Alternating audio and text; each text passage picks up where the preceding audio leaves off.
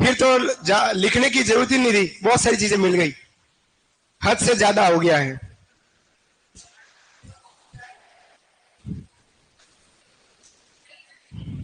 नया टॉपिक है आज आपके लिए, राजस्थान की स्थापत्य कला।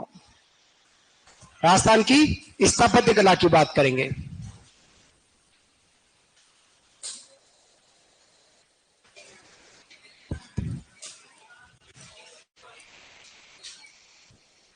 स्थापत्य कला की बात करेंगे।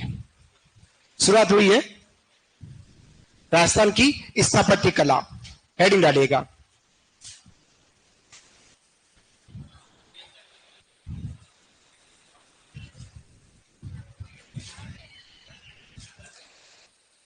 स्थापत्य कला के अंतर्गत हम जो पढ़ने वाले हैं, हमारी क्लास का आज हम जो पढ़ेंगे उसमें दुर्ग या किले पढ़ने वाले हैं, महल पढ़ने वाले हैं। ओह हाँ, मैं अच्छा ही पढ़ाऊंगा, आप निश्चिंत रहिएगा। आप हाँ दुर्ग आज का दिन होगी क्यों, आज मेरी आपके साथ 2 घंटे क्लास है, सबसे पहले ये ध्यान रखिएगा, है ना। 2 घंटे हूँ, 6 बजे तक हूँ, और आज सिर्फ समझाऊंगा, सब चीज लिखाऊंगा, आप निश्चिंत रहे। हर चीज आप मेरे को एक बार आप मेरे को सुने सही। आप आपके अगर कहीं तकलीफ पड़ी तो आप आगे बात करेंगे, बाकी तकलीफ नहीं पड़ने दूंगा, आप मेरे को सुनने का प्रयास कीजिएगा, तभी अपन आगे बढ़ पाएंगे, है ना। तो हम आज जो पढ़ने वाले हैं वो राजस्थान की स्थापत्य कला पढ़ेंगे। राजस्थान की स्थापत्य कला, स्थापत्य कला में किन किन चीजों को हम लेते हैं, दुर्ग या किले, महल, मंदिर, हवेलियां, छतरिया, बावड़िया, ये सब चीजें हमारी स्थापत्य कला के अंतर्गत आती है। सारा मैं समझाऊंगा, निश्चिंत रहें। जो मैं बोल रहा हूं वो यूं का यूं यहाँ छपा हुआ है, यूं का यूं टू द पॉइंट, मेरी जीबान और ये नोट्स सेम टू सेम चलेंगे, निश्चिंत रहेगा, है ना। तो हम जो पढ़ने वाले स्थापत्य कला, स्थापत्य कला किसे कहते हैं कि जो पत्थर, ईंट, मिट्टी से जो स्थापित हुए, जिनको कोई अब हिला नहीं सकता, ऐसी हमारी स्थापत्य कला में सबसे पहले हम बात करने वाले वो हम दुर्ग की बात करेंगे। किसकी बात करेंगे, दुर्ग या महल की बात करते हैं। जब हमने कालीबंगा सभ्यता की खुदाई की, जब हमने कालीबंगा सभ्यता की खुदाई की थी, तो आपको 2 प्रकार के टीले मिले हैं। 2 प्रकार के टीले, कौन कौन से टीले थे, पूर्व टीला और पश्चिम टीला। जो जहां पर आपने ऊंचे जो टीले मिले हैं, वहां पे आपने एक नगरी व्यवस्था देखो कि वहां जो मकान बने हुए वो सब हमारे दुर्ग के साक्ष्य के रूप में है। तो सबसे पहले आपके दिमाग में ये रखना है कि राजस्थान में दुर्गों के साक्ष्य हमको कहां से मिलते हैं, तो कालीबंगा सभ्यता, घग्गर नदी के किनारे, हनुमानगढ़ से मिलते हैं। क्लियर, सबसे पहली बात। सेकंड हम बात करते हैं कि राजस्थान में जो हमको दुर्ग है वो किसने बनाए, कैसे बनाए गए, उनकी बात करें। उससे पहले हमने साहित्य में बात की कि मेवाड़ का एक इतिहासकार था श्यामल दास, जो महाराणा सज्जन सिंह जी का आश्रित कवि था। उन्होंने एक ग्रंथ लिखा वीर विनोद। उस वीर विनोद में लिखा गया कि मेवाड़ में 84 दुर्गों में से 32 दुर्गों का निर्माण और जीर्णोद्धार माणा कुंभा ने कराया। अतः माणा कुंभा को स्थापत्य कला का जनक कहा जाता है। स्थापत्य कला का जनक कहा जाता है। स्थापत्य कला का जनक हम माणा कुंभा को मान रहे। साक्ष्य की बात करें तो कालीबंगा सभ्यता से मैं लिखाऊंगा, आप निश्चिंत रहे, मैं बोलूंगा लिखाऊंगा, है ना। तो स्थापत्य कला के जो जनक है वो माणा कुंभा को माना गया है। साक्ष्य जो मिलते हैं वो कालीबंगा सभ्यता से मिलते हैं। हम अगर देश स्तर पर बात करें कि सबसे ज्यादा सर्वाधिक दुर्ग की बात करें, किसकी, सर्वाधिक दुर्ग कहां पर है, सबसे ज्यादा अगर हम दुर्ग की बात करें तो 3 राज्यों में आपको दुर्ग मिलेंगे। प्रथम स्थान पर आपको मिलता है दुर्ग, तो हमारे महाराष्ट्र राज्य में सबसे ज्यादा दुर्ग मिलते हैं। सेकंड पोजीशन की बात करें तो मध्य प्रदेश राज्य, कौन सा राज्य, मध्य प्रदेश राज्य, जहां हमको दुर्ग मिलते हैं। और तीसरे स्थान पर अगर दुर्गों की संख्या की बात करें तो हमारा तीसरे स्थान पर हमारा राजस्थान बैठता है। तो आपको पहले दिमाग में रखना है कि सर्वाधिक दुर्गों में राजस्थान का कौन सा स्थान आता है, तो तीसरा स्थान है। कौन सा स्थान है, तीसरा।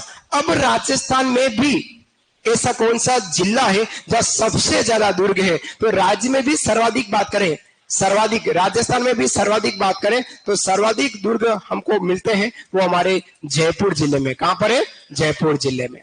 याद रहेगा, बात कर रहे हैं स्थापत्य कला। स्थापत्य कला के अंतर्गत दुर्ग या किले, मंदिर, हवेलियां, छतरिया, बावड़िया, ये सब चीजें, दुर्ग, किले, मंदिर, महल, हवेलियां, छतरिया, बावड़िया, ये सब चीजें हमारे इसके अंतर्गत आती। दुर्ग के साक्षी जो मिलते हैं वो हमको कालीबंगा सभ्यता से मिलते। कहां से मिलते हैं? कालीबंगा सभ्यता से।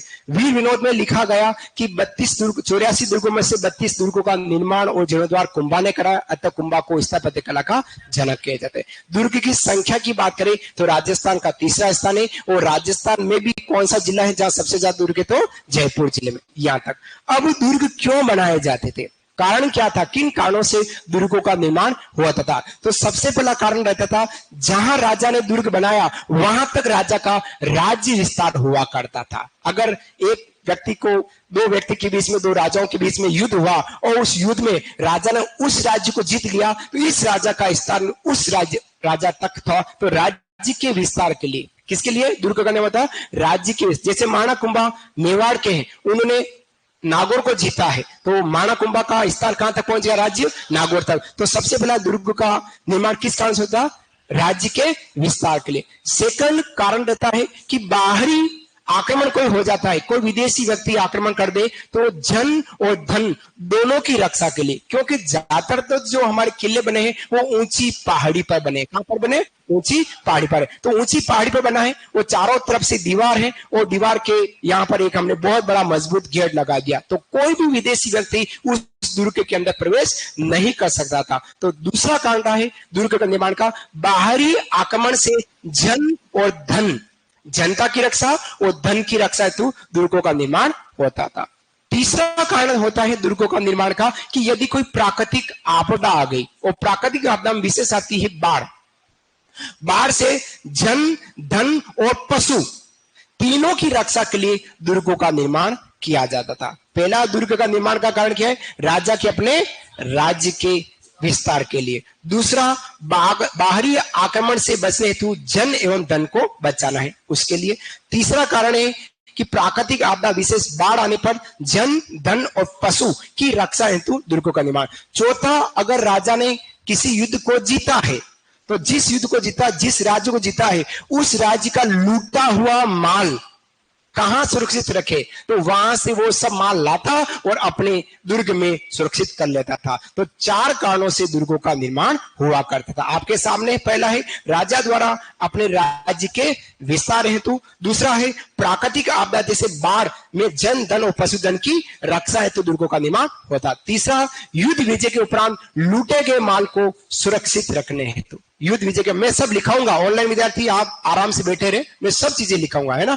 तो युद्ध विजय के उपरांत युद्ध जीत गया तो लूटे हुए माल को सुरक्षित रखना। अब हम अपनी सामग्री घर के अंदर किस जगह सुरक्षित रखते हैं? ऐसा कोई स्थान होता है जहां हम अपन सुरक्षित रखते हैं, वो दुर्ग नहीं है, वो मकान है। वो मकान में भी एक छोटा सा कमरा होता है जिसको अपन बोलते हैं स्टोर रूम, ओबरी, ओरा ना हुआ, उसमें अपन क्या रखते हैं? गेहूं की पेटियां रख दी, है ना, हमारे पुराने कपड़े रख दिए, छोटा मोटा आभूषण होता है वो भी हम उसी में ठूस देते हैं, चोर को खबर ही नहीं पड़ती कि आभूषण है तो है कहां। समझ आया ना। तो ऐसे प्राचीन समय में भी लूटे हुए माल को सुरक्षित रखने के लिए दुर्ग का निर्माण होता था। और चौथा है बाहरी आक्रमण से जन और धन की रक्षा हेतु। इसका उदाहरण समझिएगा। बाहरी आक्रमण जैसे चित्तौड़गढ़ पर अलाउद्दीन खिलजी ने आक्रमण किया 1303 ईस्वी में, दुर्ग को चारों तरफ से घेरा, दुर्ग का दरवाजा गेट बंद कर दिया। अब साल भर तक चारों तरफ से बाहरी व्यक्ति अंदर नहीं आ सकता था, क्योंकि न तो हवाई जहाज की व्यवस्था थी, न हेलीकॉप्टर सुविधा थी कि हेलीकॉप्टर से रस्सी बांधे करके सारे दुर्ग के अंदर पहुंचे, ऐसा था नहीं था। न रणथंभौर में ऐसा था जब हमीद चौहान था उस समय। तो उस समय हमारे जन और धन की रक्षा के लिए भी दुर्गों का निर्माण होता था। हमारे यहाँ पर दुर्गों की कुछ श्रेणियां हैं, तो दो विद्वानों की श्रेणियों के एग्जाम में प्रश्न जरूर पूछते हैं। एक तो कौटिल्य, जिसको कहा गया है चाणक्य, या उसका वास्तविक नाम है विष्णुगुप्त। उन्होंने एक किताब लिखी जिसका नाम है अर्थशास्त्र। क्या नाम है? अर्थशास्त्र। अर्थशास्त्र पुस्तक में दुर्गों की 4 श्रेणियां बताई। कितनी श्रेणी बताई? 4। एक है जल दुर्ग, जिसको हम बोलते हैं ओदक दुर्ग। क्या बोलते हैं? ओदक। अभी क्या है ओदक दुर्ग, जल दुर्ग, हम सबकी कहानी पढ़ने वाले हैं, समझना। चाणक्य ने या कौटिल्य ने दुर्गों की कितनी श्रेणियां बताई? 4। पहला है जल दुर्ग, जिसको ओदक दुर्ग कहा जाए। दूसरा है हमारा गिरी दुर्ग। कौन सा? गिरी, सीधा सा अर्थ है जो पहाड़ी पर बना हो। तीसरा है हमारा दानवन दुर्ग। कौन सा? दानवन, जो रेत के मरुस्थल, रेत के टिल्लों से, चारों तरफ से रेत के टिल्लों से घिरा हुआ। और चौथा कहलाता है वन दुर्ग, जो चारों तरफ से घने जंगल से घिरा हुआ, एकाएक किसी व्यक्ति को दुर्ग ना मिले। तो कौटिल्य के अनुसार दुर्गों की कितनी श्रेणियां हैं? 4 श्रेणियां। पहली श्रेणी औदक श्रेणी, दूसरी है वन श्रेणी, तीसरी है गिरी श्रेणी और चौथी है दानवन श्रेणी। ठीक है, इससे आगे नहीं बढ़ने वाला हूं, निश्चिंत रहेगा। फिर हम बात करेंगे शुक्र नीति के अनुसार दुर्गों की 9 श्रेणियां बताई। ये वेरी इंपॉर्टेंट, जिसमें से हमको पूछ लिया जाता है। शुक्र नीति के अनुसार हमारे दुर्गों की 9 श्रेणियां, राजस्थान की बात नहीं कर रहा हूं।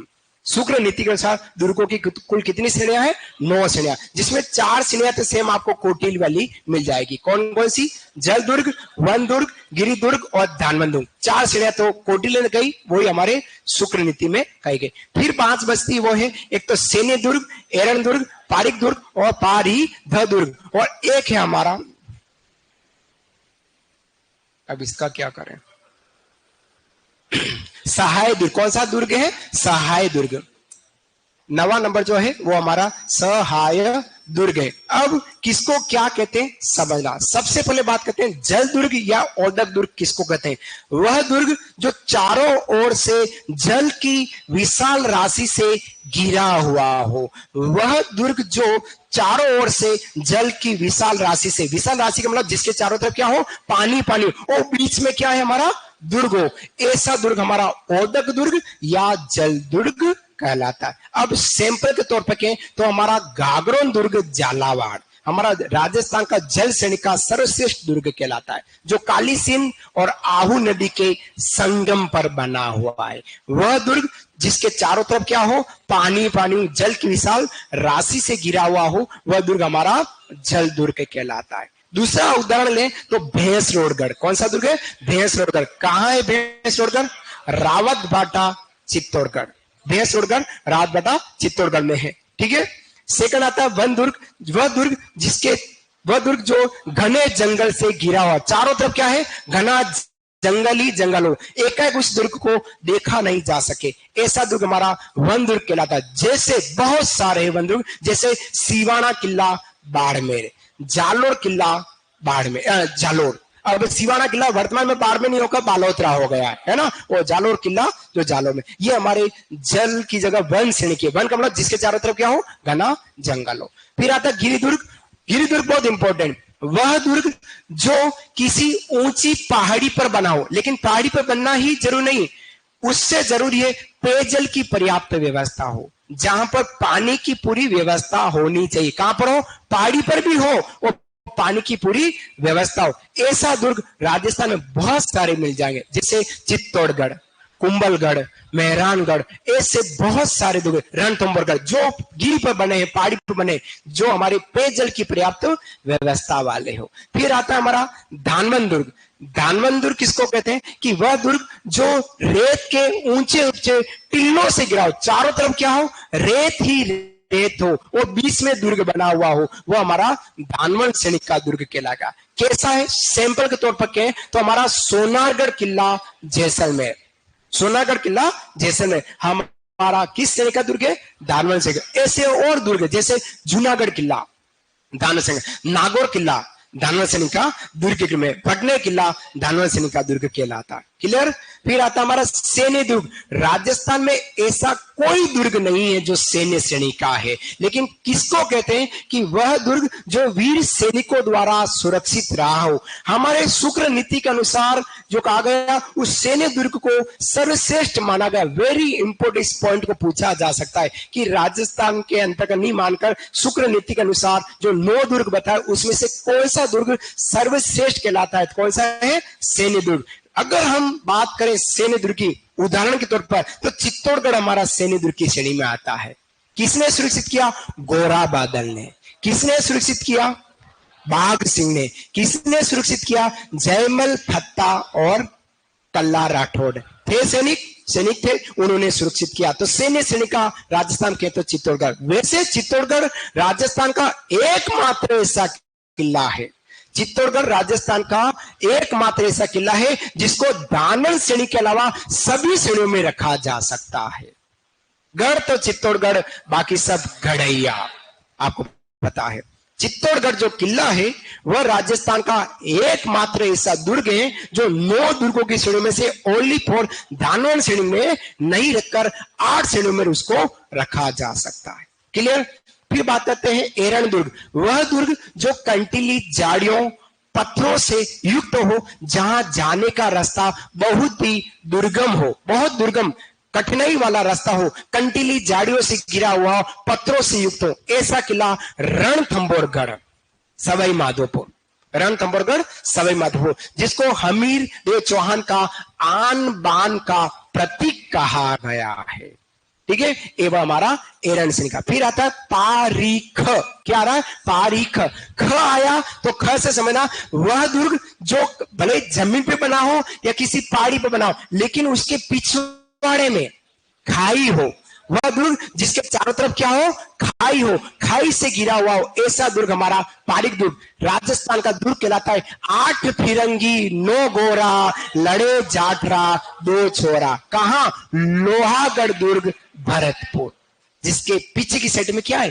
खाई है। बाकी जो लोहागढ़ दुर्ग है छोटी सी कच्ची गढ़ी पर बना हुआ है, छोटी सी कच्ची गढ़ी पर बना है, जिसके चारों तरफ खाई है, जाने का केवल एक रास्ता, बाकी चारों तरफ क्या है? खाई।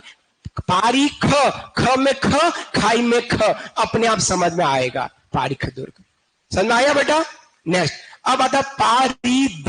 पारीध का मतलब है वह दुर्ग जो चारों ओर से ईंट पत्थर और मिट्टी की मजबूत दीवार से सुरक्षित हो। मजबूत दीवार, दीवार को तोड़ा नहीं जा सके, भेदा नहीं जा सके, ऐसा दुर्ग पारीध दुर्ग। अब राजस्थान में जहां जहां पर दीवारें हैं वो सब हमारे पारी दुर्ग, जैसे चित्तौड़गढ़, जैसे कुंभलगढ़, जैसे सोनारगढ़, जिसके चारों तरफ क्या हो?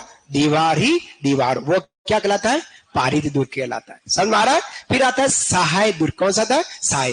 वह दुर्ग जो बंधु बांधव के लिए अनुकूल दशाओं वाला रहा हो, लेकिन राजस्थान में सहायक श्रेणी का कोई दुर्ग नहीं है। तो ये थी हमारी शुक्र नीति के अनुसार दुर्गों की श्रेणियां।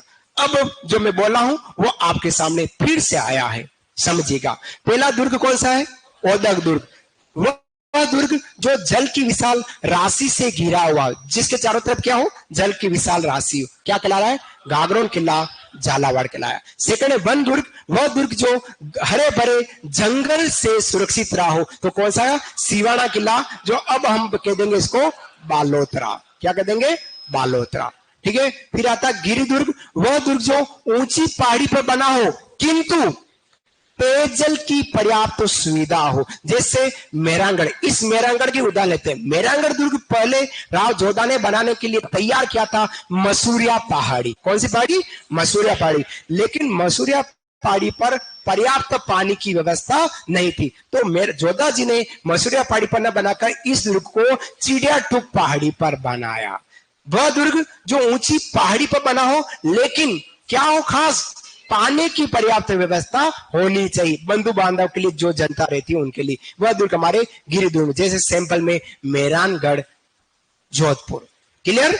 फिर आता है दानवन दुर्ग। वह दुर्ग जो ऊंचे ऊंचे रेत के टिल्लों से घिरा हो। सोनागढ़ किला, बहुत फेमस राजस्थान का सोनागढ़ किला। स्वर्णगिरी, गलियों का दुर्ग, राजस्थान का अंडमान, रेगिस्तान का गुलाब, सर्वाधिक बुर्जों वाला दुर्ग हमारा सोनागढ़ किला, जैसलमेर, जहां 2.5 साके हुए हैं। कितने साके? 2.5 साके वाला वह दुर्ग हमारा दानवन श्रेणी का दुर्ग किला। यहां तक समझ में आया आप लोगों को?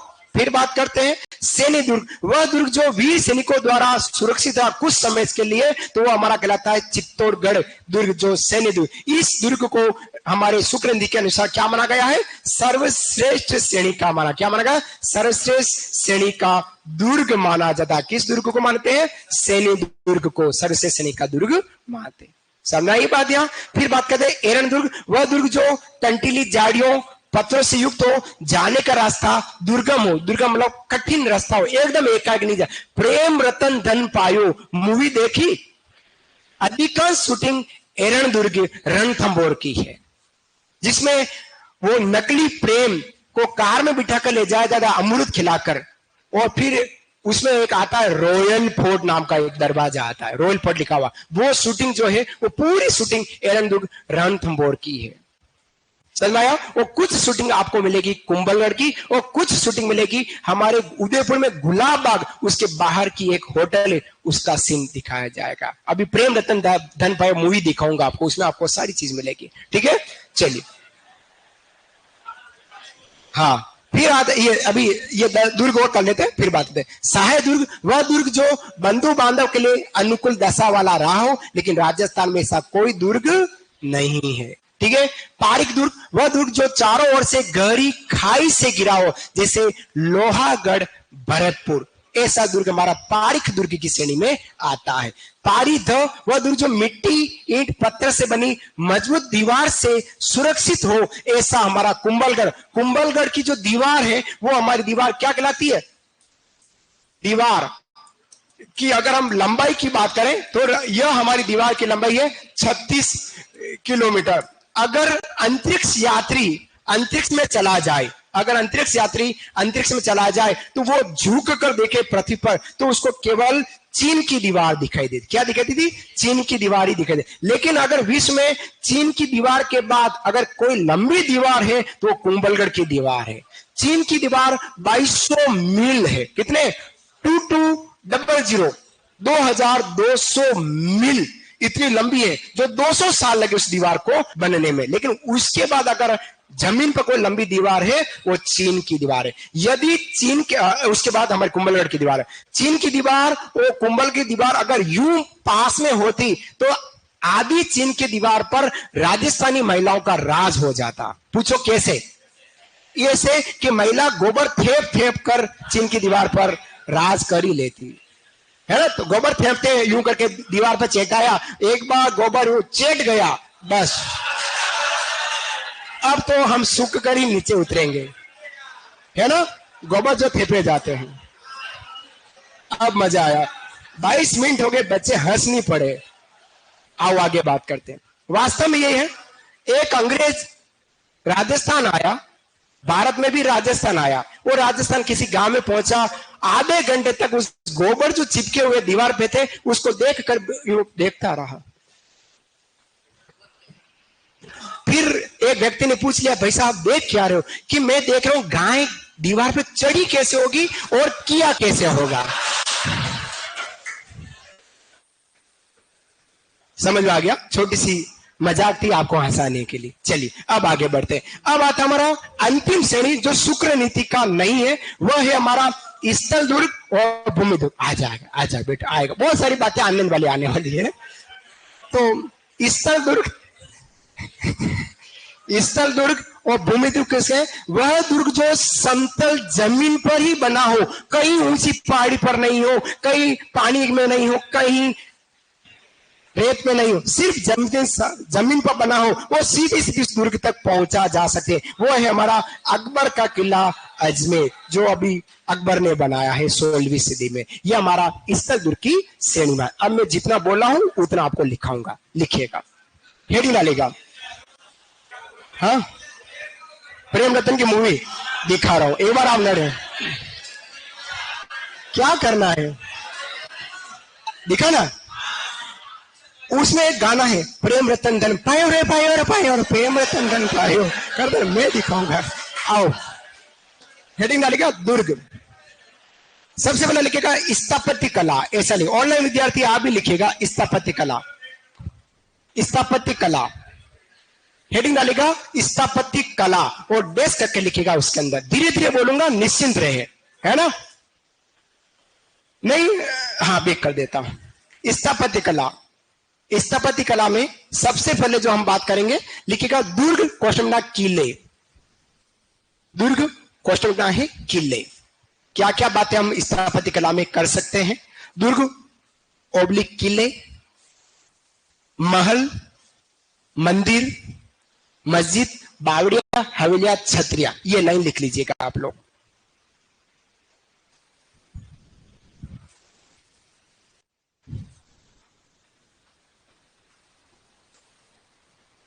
दो घंटे क्लास है आज मेरी, है ना, पता है कि नहीं आपको?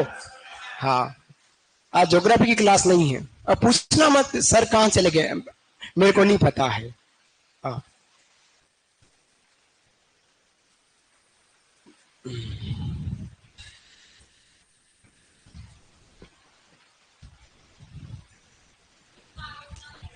जी नहीं नहीं बैठो नहीं। हाँ जी, हाँ उतारना है लिखा।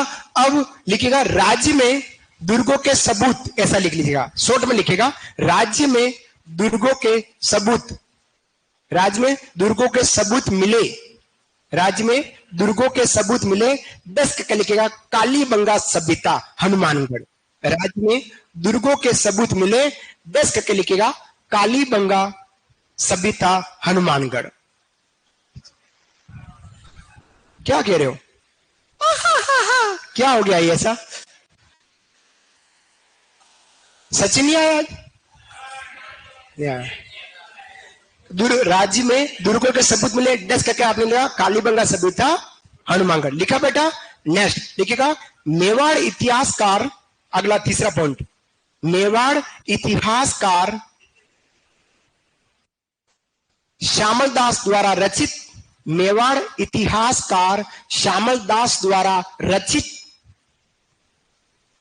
श्यामल दास द्वारा रचित वीर विनोद में, श्यामल दास द्वारा रचित वीर विनोद में लिखा गया है कि, वीर विनोद में लिखा गया है कि मेवाड़ रियासत में, लिखा गया है कि मेवाड़ रियासत में 84 दुर्ग, 84 84 दुर्ग में से, 84 दुर्ग में से 32 दुर्ग का निर्माण,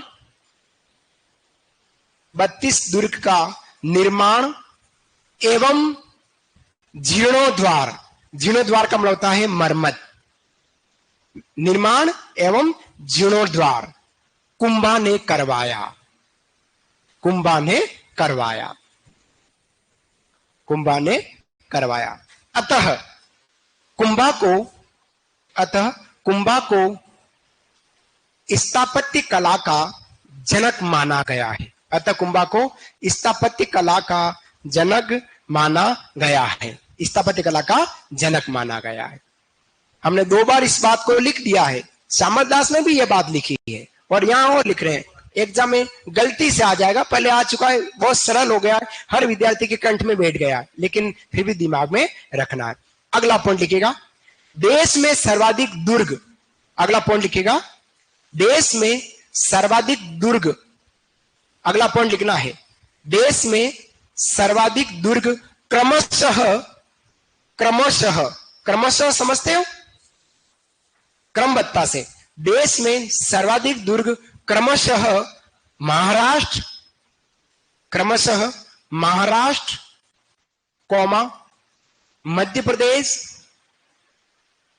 देश में सर्वाधिक दुर्ग क्रमशः महाराष्ट्र, मध्य प्रदेश, राजस्थान में मिलते हैं, राजस्थान में मिलते हैं। क्रमशः नंबर 1 स्थान पर महाराष्ट्र, नंबर 2 स्थान पर मध्य प्रदेश और नंबर 3 स्थान पर राजस्थान में मिलते हैं। ये क्रमबद्धता है फर्स्ट, सेकंड और थर्ड की, देश में सर्वाधिक दुर्ग की बात करें। समझ में आया? सारे साथियों को समझ आया यहां तक?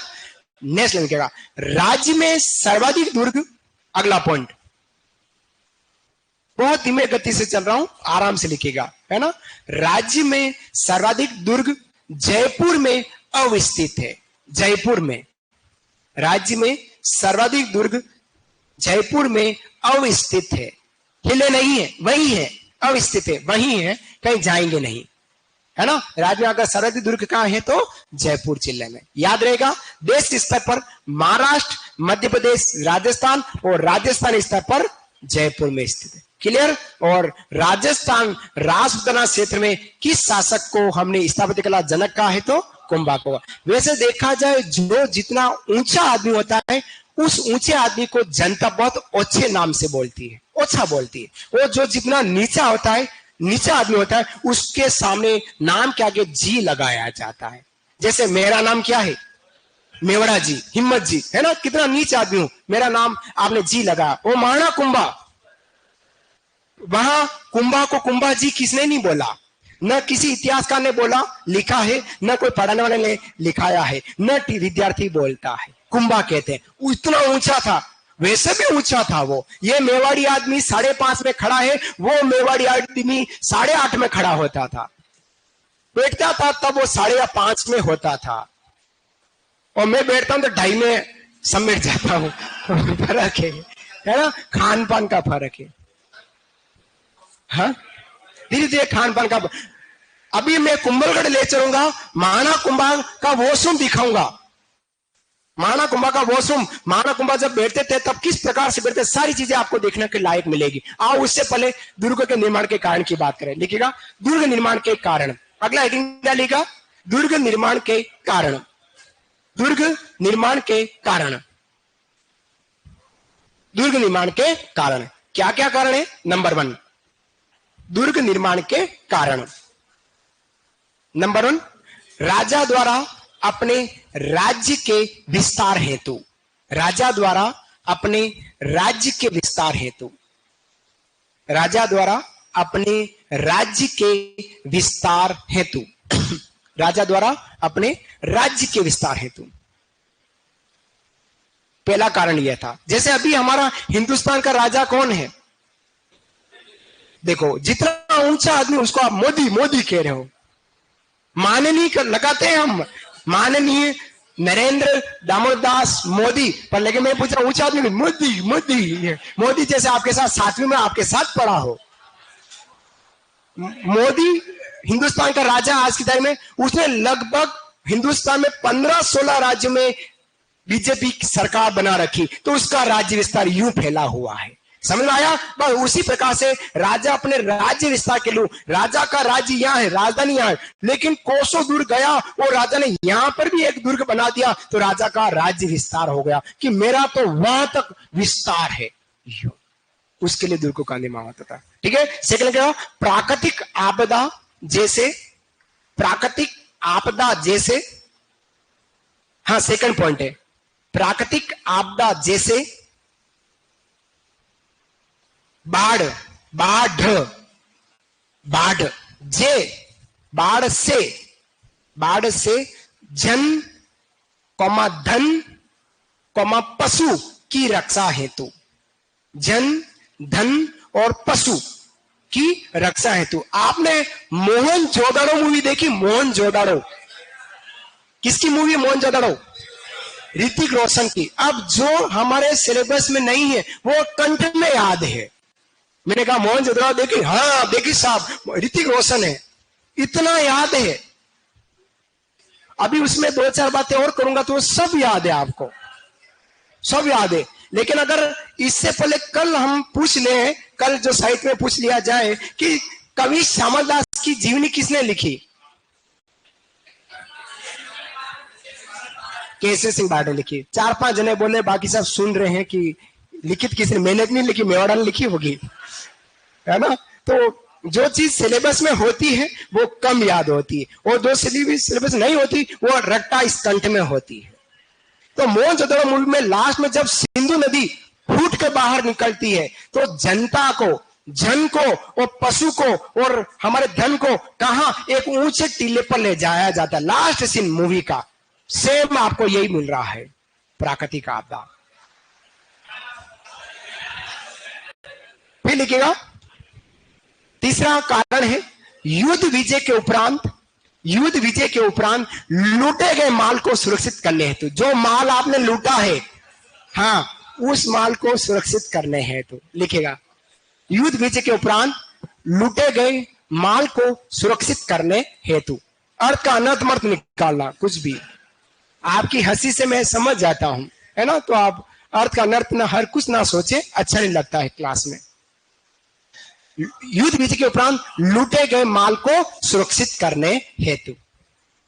और तीसरा कारण है बाहरी आक्रमण से जन धन की रक्षा हेतु। बाहरी आक्रमण से जन कौमा धन की रक्षा हेतु। बाहरी आक्रमण से जन एवं धन की रक्षा हेतु।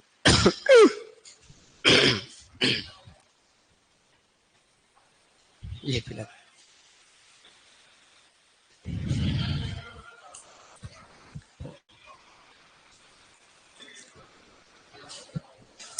आज में से निर्जला एकादशी है। आप में से किसने किया ये उपवास? Very good. एक दो दो जनों ने किया, मैंने भी किया, लेकिन अब तो मैंने जल पीने लगा हूं। मैंने जब कक्षा 5वीं पास करी थी, जब भी मैंने कक्षा 5वीं पास करी, तब से लगाकर शादी तक मैंने बिना जल और अन्न का उपवास किया है। आज ही के दिन बिना जल और अन्न का, पानी नहीं पीता था, न कुछ खाता, कुछ नहीं। कक्षा 5वीं से लगाकर शादी होने तक। शादी हो गई, उसके बाद इस उपवास को कैंसिल किया और फिर करवा चौथ करने लगा हूं बिना जल और अन्न का व्रत। मेरी पत्नी मेरे लंबी उम्र की कामना करती है, तो मेरी पत्नी की लंबी उम्र की कामना कौन करेगा? मेवाड़ा करेगा। तो उस दिन करवा चौथ के दिन कहीं नहीं जाता हूं, न ऑफिस जाता हूं, न पढ़ाने जाता हूं, दिन भर निर्मला के पीछे पीछे बिना जल और अन्न का करना चाहिए, अच्छा रहता है। आओ बात करेंगे कौटिल्य के आधार पर दुर्गों की श्रेणियां। लिखेगा अगला पॉइंट, कौटिल्य के आधार पर दुर्गों की श्रेणियां। छोटा छोटी बातें करते जाएंगे और आगे बढ़ेंगे। कौटिल्य जो हमारे चाणक्य हैं, कौटिल्य के आधार पर दुर्गों की श्रेणियां। एक लाइन में मत लिखना, 4 लाइन में लिखना, याद हो जाएगा, है ना। कौटिल्य के आधार पर दुर्गों की श्रेणियां। नंबर 1 ओदक, क्वेश्चन लिखो जल दुर्ग। ओदक क्वेश्चन लिखो जल दुर्ग। कौटिल्य ने जल दुर्ग को शब्द दिया है ओदक, याद रखना, है ना। ओदक क्वेश्चन है जल दुर्ग। सेकंड है वन दुर्ग। कौटिल्य के आधार पर दुर्गों की 4 श्रेणियां है। पहला है ओदक दुर्ग, जिसको जल दुर्ग कह रहे हैं। दूसरा वन दुर्ग। तीसरा गिरि दुर्ग, जय हो। और चौथा है दानवन दुर्ग, दानवन दुर्ग। अच्छा, काफी सारे विद्यार्थियों ने भी, ऑनलाइन विद्यार्थियों ने भी व्रत किया है, अच्छी बात है। करना चाहिए उपवास। कहते हैं कि कुंवारा लड़का और कुंवारी लड़की इस उपवास को करती है या करता है तो लड़के को तो राधा जैसी मिलती है और लड़की को कृष्ण भगवान जैसे लड़के मिलेंगे, ऐसा कहते हैं। और जिसकी शादी हो गई है वो कह रहे हैं हमारी तो शादी हो गई, अब हम क्या करें। अगर शादीशुदा भी इस उपवास को करते हैं तो आदमी जो है, जीजू जो होंगे वो कृष्णा क्रम में, वो दीदी भाभी जो होगी वो राधा क्रम में कन्वर्ट हो जाएगी। करके देखिएगा, अच्छा लगेगा। हाँ तेज बोलो। नहीं आता चक्कर, कैसे आता है? नहीं आएगा, एक बार करके तो देखना था चक्कर में। तो हमारे जैन जन्म के जो लोग 1-1 महीने तक पानी नहीं पीते हैं। मुस्लिम धर्म के लोग रमजान के महीने में पानी नहीं पीते हैं, सुबह सुबह खा लेते हैं, 4 बजे उठ के खा लो। अच्छा, हमारे राजस्थान की महिला क्या करती है, जैसे व्रत है, व्रत जो भी चालू होता है सुबह 6 बजे के आसपास सवेरा होता है, सूर्योदय होगा उससे पहले, और सूर्योदय से पहले दूसरा पहले वाला दिन लगता है। तो महिला क्या करती है, 4 बजे उठेगी, जो अभी हमारे यादव दीदी ने कह दिया, सुबह 4 बजे उठेगी, खा पी के सो जाएगी, और फिर सूर्योदय होगा, फिर आज हमारे व्रत है। फिर क्या मतलब है ऐसे? है बेटा? हाँ हाँ हाँ। चलिए अब बात करते हैं शुक्र नीति के अनुसार दुर्गों की श्रेणियां। लिखेगा शुक्र नीति के अनुसार दुर्गों की श्रेणियां। ओहो, लिखेगा शुक्र नीति के अनुसार दुर्गों की श्रेणियां।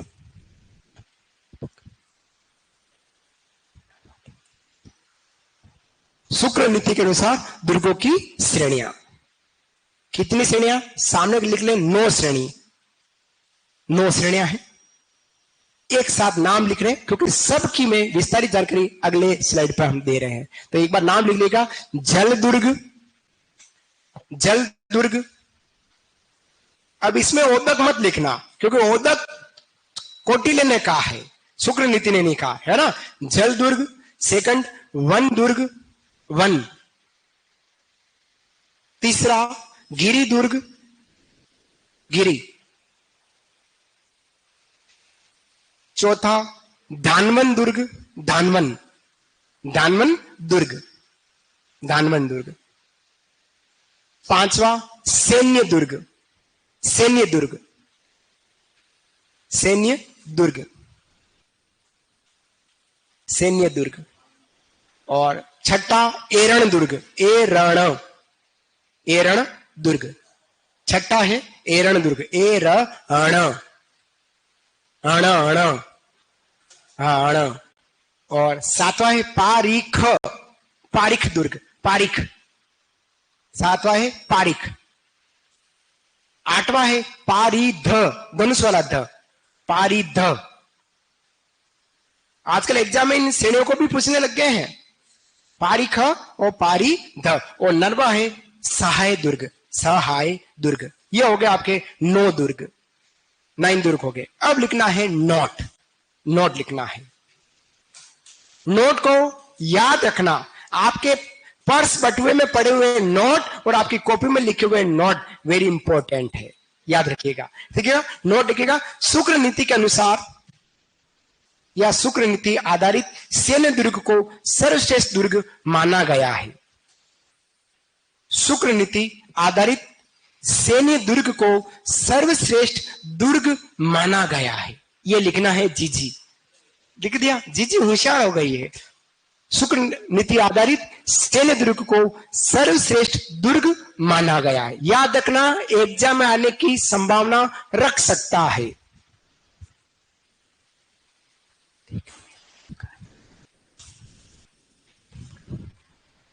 अब वैसे हमारे एक ऑनलाइन विद्यार्थी ने कमेंट्स किया है कि जिसके भाग्य में जो लिखा है वही मिलके रहेगा। और अगर हम ऐसे ही सोच लेंगे तो हम बैठे रह जाएंगे। फिर तो कृषि परीक्षा भी भाग्य में लिखी होगी तो पास हो जाएंगे, फिर याद करने की भी जरूरत नहीं है, है ना। तो ऐसा नहीं है, भाग्य में तो लिखा है लेकिन उसको भी पाने के लिए मेहनत करनी पड़ती है। जैसे जंगल का राजा कौन है? शेर। शेर अगर यूं दहाड़े, यूं करे, उससे ये तो कुछ नहीं है। शेर दहाड़े तो जंगल के सारे जानवर डर जाए, और जिसके माथे पे पंजा रख दे वो जानवर मर जाए। लेकिन अगर शेर जंगल का राजा है और बेटा बेटा दहाड़े तो क्या हिरण आके कह सकती है, ए राजा, ए शेर, ले थोड़ा खा ले, मेरे को खा ले? कर सकती है सर? नहीं कर सकती। उसके लिए भी शेर को पता है कि मैं जंगल का राजा हूं, मैं हर जानवर को खा सकता हूं, लेकिन फिर भी शेर को कर्म करना पड़ेगा। वो कर्म करने के लिए शेर को 3 कदम पीछे चलना है और फिर हिरण को दौड़ाना है। वो पीछे से आगे की हिरण दौड़ेगी, वो पीछे से शेर दौड़ेगा और बढ़िया दौड़ाएगा और उसके बाद झपटा मारेगा। यह है, तो कर्म करना है। बात समझिएगा मेरी बात।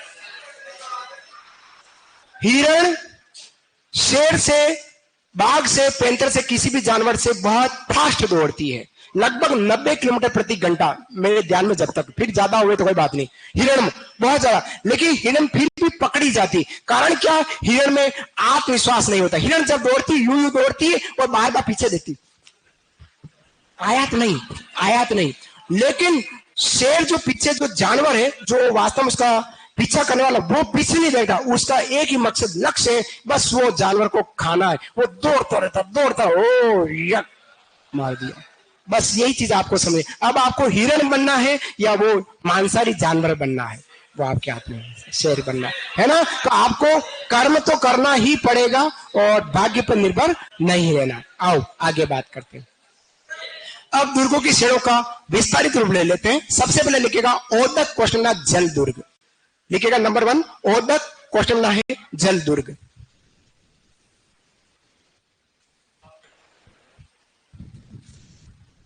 ओदक क्वेश्चन में जल दुर्ग, जल दुर्ग, जल दुर्ग क्या है?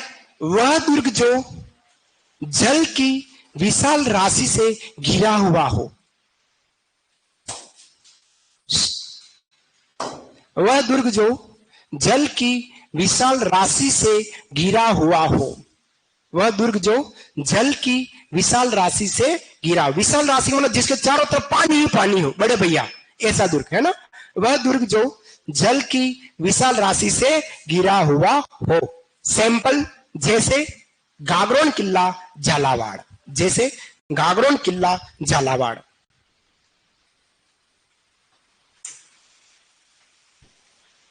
जैसे गागरोन किला झालावाड़, गागरोन किला झालावाड़। समझ में आया? जिसके चारों तरफ क्या है? जानी पानी ही पानी हो, पानी रे पानी है, वो हमारा कोदक दुर्ग किला। सेकंड आता है वन दुर्ग। आराम से लिखे, जल्दबाजी ना करें। वन दुर्ग, वन दुर्ग, हाँ मैं नहीं करूं। वन दुर्ग, वह दुर्ग जो, वह दुर्ग जो घने हरे भरे, वह दुर्ग जो घने हरे भरे जंगल से सुरक्षित हो। वह दुर्ग जो घने हरे भरे जंगल से सुरक्षित हो, जंगल से सुरक्षित हो। जैसे सीवाना किला बालोतरा, सुकड़ी नदी के किनारे मिलेगा आपको ये सीवाना किला बालोतरा। वर्तमान में बालोतरा में, पहले बाड़मेर था। सीवाना किला बालोतरा। अब मैं यूं मत कहना हम तो बालोतरा में रहते, हमने तो सड़क के किनारे देखा है उस दुर्ग को, कहां जंगल है, ऐसा नहीं है। उस जमाने में, हम दुर्गों के जमाने की बात कर रहे हैं, आज की बात नहीं। आज तो कॉम्प्लेक्स है। आज दुर्ग की जगह क्या बनते हैं? कॉम्प्लेक्स बनने लगे। 10-10 माला, 20-20 माला, 25-25 माला, 100-100 माला कॉम्प्लेक्स बन गए, जिसमें गांवों के गांव रहते हैं, बहुत लोग रहते हैं ना। कॉम्प्लेक्स सुविधा, लोग आजकल दकियानुस होने लग गए हैं, छोटी विचारधारा के, क्योंकि कॉम्प्लेक्स में रहने वाला छोटी विचारधारा का, हम और अपने अंदर बीबी बच्चे और लोग लगाए अंदर हो गए, बाहरी दुनिया से कोई लेना देना नहीं। लेकिन गांव की व्यवस्था कुछ अलग होती है। हाँ, गांव का तो अगर इस गली का कुत्ता इस गली में आ जाए तो हम पहचान जाए ये कुत्ता उस गली का है, और कुत्ते ही नहीं आने दे, वो करके उसको भगा दे। आओ, गिरी श्रेणी लिखेगा गिरी दुर्ग, वह दुर्ग जो ऊंची पहाड़ी पर बना हो। गिरी दुर्ग, वह दुर्ग जो ऊंची पहाड़ी पर बना हो, वह दुर्ग जो ऊंची पहाड़ी पर बना हो, ऊंची पहाड़ी पर बना हो, किंतु पेयजल की पर्याप्त सुविधा हो, किंतु पेयजल की पर्याप्त सुविधा हो, किंतु पेयजल की पर्याप्त सुविधा हो, पेयजल की पर्याप्त सुविधा हो। वह दुर्ग जो ऊंची पहाड़ी पर बना हो, किंतु क्या हो?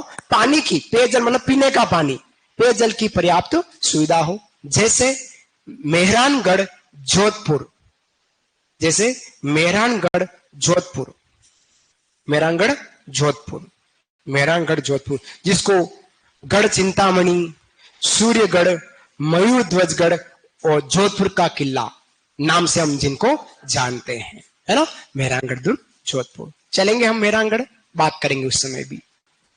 फिर आता है हमारा धानवन दुर्ग, धानवन श्रेणी, धानवन श्रेणी। जितना बोला हूं फिर से बोलूंगा और आपको समझा के आपके कंठ में लाने का प्रयास करूंगा। लिखेगा धानवन दुर्ग, वह दुर्ग जो ऊंचे ऊंचे, वह दुर्ग जो ऊंचे ऊंचे रेत के टिल्लों से घिरा हो, वह दुर्ग जो ऊंचे ऊंचे रेत के टिल्लों से घिरा हो, चारों तरफ रेत ही रेत है, टिल्ले हो और दुर्ग बना हुआ हो। वह दुर्ग जो रेत के ऊंचे ऊंचे टिल्लों से घिरा हुआ हो। अब इसके बारे में हमारे इतिहासकार अबुल फजल ने कह दिया, क्या कहा कि इस दुर्ग तक पहुंचने के लिए व्यक्ति को पत्थर की टांगे चाहिए। अगर पत्थर की टांगे नहीं होगी तो व्यक्ति वहां तक नहीं पहुंच पाएगा। लेकिन अब व्यवस्था ऐसे नहीं है, अब तो गाड़ी चाहिए जो सीधा दुर्ग के बाहर उतारे, है ना। तो उस जमाने में सोनागढ़ किला बिल्कुल रेगिस्तान में हुआ करता था, लेकिन अब कम हो गया, लेकिन फिर भी रेगिस्तान थार का मसल जरूर है। तो वो हमारा सोनागढ़ किला, जिसमें जिसको सुवर्णगिरी कहते हैं, क्या बोलते हैं? सुवर्णगिरी, सोने जैसा, क्योंकि पीले पत्थर से बना है। किससे? पीले पत्थर से। और जब सूरज की किरणें उस दुर्ग पर गिरती है और पीले पत्थर जब चमकते हैं तो लगता है सोने जैसा बना है, इसलिए इसको स्वर्णगिरी के नाम से जानते हैं। फिर आ रहा हमारा सैन्य दुर्ग, लिखेगा सैन्य दुर्ग, सैन्य दुर्ग, सैन्य दुर्ग, वह दुर्ग जो वीर सैनिकों द्वारा सुरक्षित रहा हो। वह दुर्ग जो वीर सैनिकों द्वारा सुरक्षित रहा हो, वीर सैनिकों ने उसको सुरक्षित किया हो। वह दुर्ग जो वीर सैनिकों द्वारा सुरक्षित रहा हो। वैसे राज्य में कोई है नहीं है, याद रखना, राज्य में ऐसा कोई दुर्ग नहीं है, लेकिन माने तो चित्तौड़गढ़ लिखेगा, माना की चित्तौड़गढ़, ऐसा करो, जैसे मत करना, माना की है ना, माना की चित्तौड़गढ़। बाकी राजस्थान में सैन्य सैनिका और सहाय सैनिका कोई दुर्ग राजस्थान में नहीं है। माना की तो चित्तौड़गढ़ वीर सैनिकों द्वारा सुरक्षित रहा हो, क्योंकि चित्तौड़गढ़ जो भी 3 साके हुए, तीनों में सैनिकों ने सुरक्षित किया, लेकिन फिर भी दुर्गों पर आक्रमण हुआ और आक्रमणकारी ने उस दुर्ग को जीता है, इसलिए अपन इसको नहीं कह पा रहे हैं, है ना। जीता गया ना, तीनों बार जीत गया। पहला आक्रमण अलाउद्दीन खिलजी 1303 ईस्वी, दूसरा आक्रमण 1535 बहादुर शाह गुजरात का आक्रमण किया, कर्मावती जो केसिया हुई, जोहर किया और खत्म। तीसरा हमारा कब, जयमल फत्ता महाराणा उदय सिंह जी उदयपुर आए, और किसने किया, अकबर जीता, और उसने रातों रात 30,000 लोगों का कत्लेआम करा दिया था, है ना। वो इस कारण से सैन्य दुर्ग राजस्थान में नहीं है, लेकिन अगर माना तो हमारा चित्तौड़गढ़ थोड़े समय के लिए, भले वीर सैनिकों ने उसको सुरक्षित किया है। आता है एरण दुर्ग, एरण दुर्ग, वह दुर्ग जो एरण दुर्ग, वह दुर्ग जो कंटीली झाड़ियों, वह दुर्ग जो कंटीली झाड़ियों, झंडी वाला जो है ना, झांग वाला नहीं, कंटीली झाड़ियों कौमा पत्थरों से युक्त, कंटीली झाड़ियों कौमा पत्थरों से युक्त कौमा जाने का रास्ता दुर्गम हो, दुर्गम मार्ग वाला हो। जाने का रास्ता क्या है, दुर्गम मार्ग है।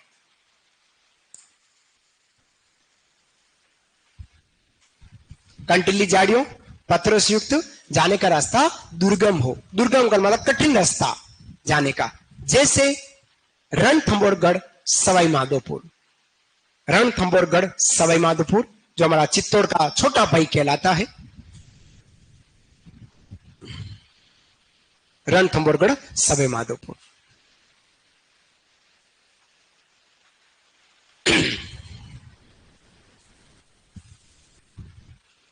पानी लाना, पीना है, ले आओ, ले जाओ। यहां तक आप समझे, सब जने समझ में आया, यहां तक क्लियर आया। चलिए आगे बात करते हैं। अगली श्रेणी है सहाय श्रेणी, लिखेगा सहाय श्रेणी या सहाय दुर्ग। सहाय दुर्ग वह दुर्ग जो बंधु बांधव के लिए अनुकूल दशा वाला हो, लेकिन राजस्थान में ऐसा कोई दुर्ग नहीं है। सर 20 रुपए फोन पे कर दो। क्यों भाई, क्यों भाई 20 रुपए फोन पे क्यों कर दे, नंबर भी डाले हैं, ललित शर्मा। क्या चाहता है मेरे से, 20 क्या 2000 डालूं, पैसा खूब है अकाउंट में, पर डालू क्यों ये पता तो लगे। हाँ 20 से 200 रुपए दे दू, 200 रुपए दे दू। कॉपी पर कॉपी 20 रुपए में नहीं आती है राजा, पेन आ सकता है, कॉपी नहीं आ सकती, पर 20 रुपए क्यों मांग रहा, अभी उसका मैसेज आए तो पता लगे। है हाँ कहीं बीड़ी तंबाकू गई तो नहीं खाना कैसे। है अच्छा नेट खत्म हो गया, हाँ ये सही पकड़े हैं, ये भी हो सकता है। तो सहायदुर्ग, पर सहायदुर्ग राज्य में कोई भी नहीं है। फिर है पारीख दुर्ग, पारीख, पारीख, तारीफ करूं मैं इसकी जिसने तुम्हें बनाया।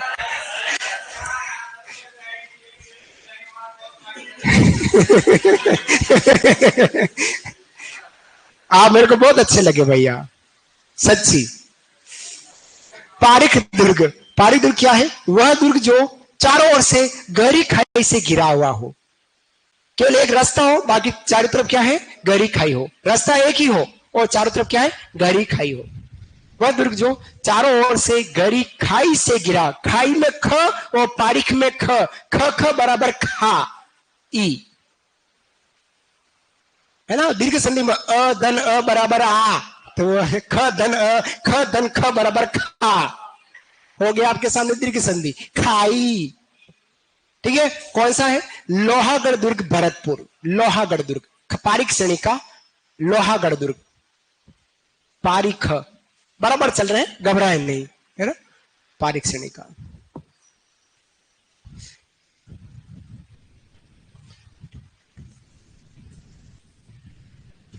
पारिक श्रेणी का।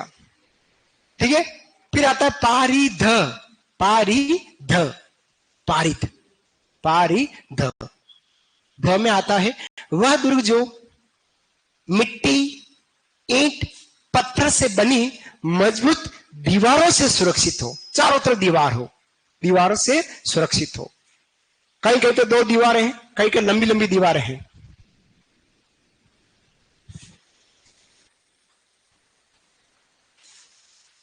वह दुर्ग जो मिट्टी, ईंट, पत्थर से बनी मजबूत दीवारों से सुरक्षित हो, जैसे कुंभलगढ़ राजसमंद, जैसे कुंभलगढ़ राजसमंद, कुंभलगढ़ राजसमंद, जिसकी लंबाई है कुंभलगढ़ दुर्ग की 36 किलोमीटर।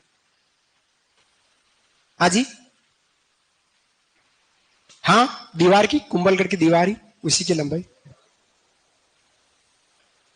भावना मेरी दीवार पर ही है, कुंभलगढ़ के लिए। ये देते हमारे शुक्र नीति के अनुसार 9 दुर्ग की श्रेणियां। अब अलग से जो है वो हमारा स्थल या भूमि दुर्ग, ऐसे दुर्ग भी आपको मिलेंगे। तो अगला दुर्ग है स्थल या भूमि दुर्ग, स्थल या भूमि, वह दुर्ग जो समतल जमीन पर बना हुआ हो, बिल्कुल नीचे, कहीं पहाड़ी पर नहीं, कहीं पानी के अंदर नहीं है। हाँ हाँ, जूनागढ़ भी जमीन का ही कहलाएगा, भरतपुर भी जमीन का ही कहलाता है स्थल। बहुत सारे दुर्ग है, बहुत सारे हैं, लेकिन अगर प्रॉपर माने, क्योंकि उनके पीछे आगे पीछे कहीं कहीं कुछ चीज है, लेकिन अकबर का किला है वो बिल्कुल जमीन पर है, बिल्कुल जमीन पर है। जूनागढ़ की कहने के बाद उसके पीछे खाई मिल जाएगी, दानवर श्रेणी का भी है, लेकिन अगर अकबर के किले कहेंगे वो बिल्कुल जमीन पर है, बिल्कुल नीचे ही। अतः इसको हमने सैंपल तो अकबर का किला, मैगजीन्स दुर्ग अंग्रेजों का शस्त्रागार कहलाया, अकबर का किला अजमेर स्तर श्रेणी का दुर्ग कहलाया।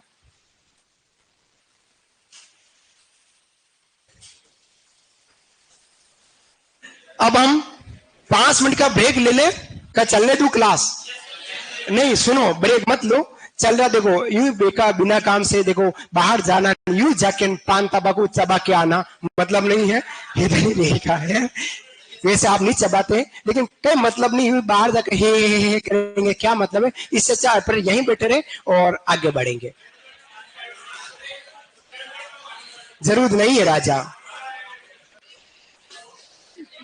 ब्रेक की जरूरत नहीं है। चलिए सुनिएगा, अब आप समझिएगा आपके एग्जाम में क्या क्या पूछा जा सकता है दुर्ग के बारे में। सबसे पहले आप समझिएगा, फिर आगे बढ़ेंगे।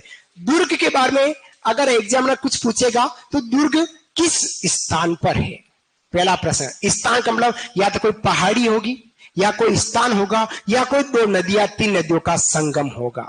3 चीजें आपको पूछेगा। पहला पॉइंट, दुर्ग किस स्थान पर है। दूसरा, उस दुर्ग को किसने बनाया, कब बनाया, ये कंट्रोवर्सी है राजस्थान में, सन का लफड़ा बहुत है ना, तो कंट्रोवर्सी। लेकिन किसने बनाया ये फैक्ट है कि इस व्यक्ति द्वारा बना है, ज्यादातर मिल जाएगा। तो दूसरा पॉइंट आपको पूछा जाता किसने बनाया, या इसका जीर्णोद्धार किसने कराया, उसका नाम किसने चेंज किया, वही बनाया, और जीर्णोद्धार मरम्मत कार्य वाला। 2 पॉइंट है। तीसरा, यह दुर्ग किस श्रेणी का है। एग्जाम में यह पूछा जाता है 4 दुर्ग 4 श्रेणियां। आओ संगत करें, असंगत करें, सुमिलित करें, लेकिन कुछ तो करें, पूछा जा सकता है। पहला, या एक लाइन दे देगा, सिर्फ एक लाइन देगा कि यह लाइन है और इसके नीचे 4 श्रेणियां होगी कि यह लाइन किस श्रेणी से बिलोंग करती है, संबंध रखती है। अब वो क्या पूछा कि वह दुर्ग जो ईंट, पत्थर मिट्टी की मजबूत दीवार से बना हुआ वह दुर्ग क्या कहलाया? एरण दुर्ग कहलाया, पारिक दुर्ग कहलाया, पारिदे दुर्ग कहलाया या धानवन दुर्ग कहलाया। तो वो आपको दिमाग में वो 10 ही दुर्गों के अर्थ याद होने जरूरी है। वो सिंपल है, कोई टफ नहीं है। लेकिन प्रश्न पूछ ले कि वह दुर्ग जो कंटीली झाड़ियों पत्थरों से युक्त हो, दुर्गम मार्ग वाला हो, वह दुर्ग क्या कहलाया? तो एरण का। जल सीधा सीधा अर्थ है पानी हो, जल है। वन मतलब चारों तरफ वन हो, गिरी है मतलब पहाड़ी पर है, धानवन मतलब रेत है ना। पहाड़ी ख है, पिछवाड़े में खाई है। पहाड़ी द है तो हमारा ईंट पत्थर और मिट्टी की मजबूत दीवार से घिरा हुआ है। तो ऐसे एग्जाम में प्रश्न पूछते हैं। 3 पॉइंट। तीसरा पॉइंट आपको पूछेगा उस दुर्ग का उपनाम क्या है? उपनाम। अब उपनाम ज्यादातर या तो बनाया उसके नाम से उपनाम कहेगा, या किसी ने दुर्ग को जीता तो उसने अपना नया नाम डाल दिया, नया नाम डाला, ये पूछा। और ये ज्यादातर एग्जाम में आता है कि अमुक व्यक्ति ने विदेशी आक्रमण किया, विदेशी ने, और इस दुर्ग को जीता तो इसने दुर्ग का क्या नाम रखा, किसके नाम से रखा, किसको सौंपा। ऐसा आधा प्रश्न हमारे एग्जाम में पूछते हैं। फिर पूछेगा कि दुर्ग में कुछ अमुक धार्मिक स्थल है, वो मंदिर हो सकता है, मस्जिद हो सकती है, ये मजार हो सकती है, या कुछ महल हो सकते हैं, या कोई छतरी हो सकती है, या स्मारक हो सकता है। ऐसा पूछा जा सकता है। या दुर्ग में,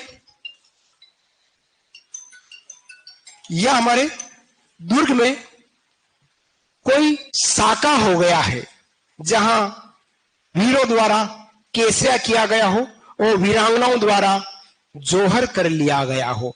ऐसा साका कब हुआ, किस राजा के समय हुआ, किसने बाहरी आक्रमण किया, किसके ऊपर बागडोर थी, किस रानी ने किन दासों के साथ, कौन दासों के साथ अग्नि में या पानी में कूदकर जोहर किया, कौन वीर केसरिया हो गए, उनके साथ कौन थे, या उस साके की जानकारी किस साहित्य पुस्तक में है, ये पूछा जा सकता है।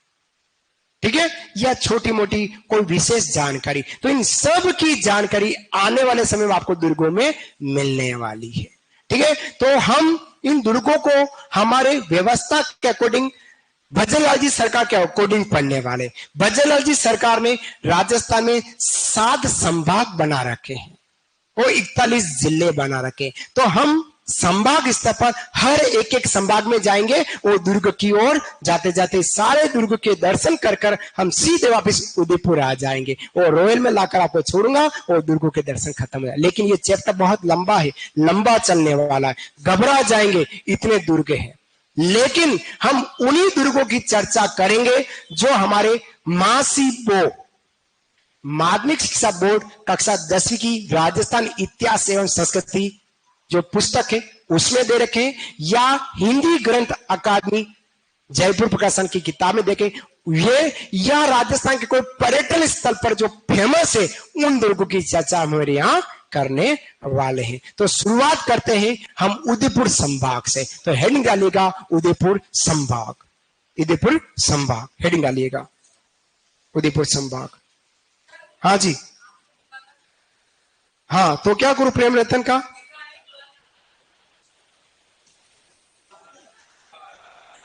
क्या देखना उसमें, कि देखना क्या है आपको उसमें?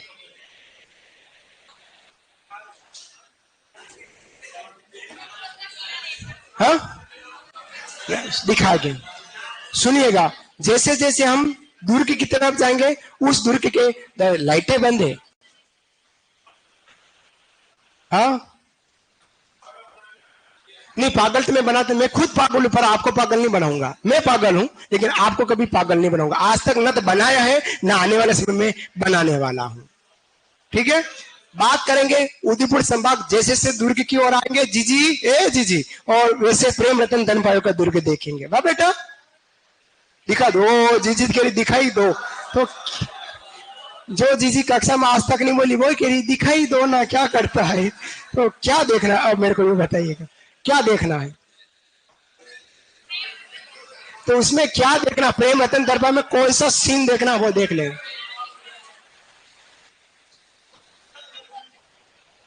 एक जना बोलो क्या दिखाऊं, बोलो।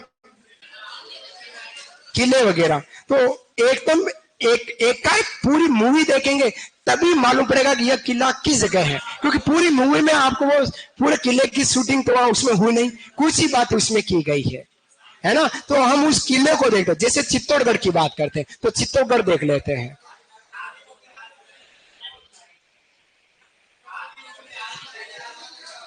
आदि मूवी यहाँ देखें, अरे राजा क्या गजब करता है, फिर तो गजब हो जाएगा, फिर तो मूवी देखते रह जाएंगे। हम बात करेंगे उदयपुर संभाग के किलों की। हेडिंग डालेगा उदयपुर संभाग, उदयपुर संभाग।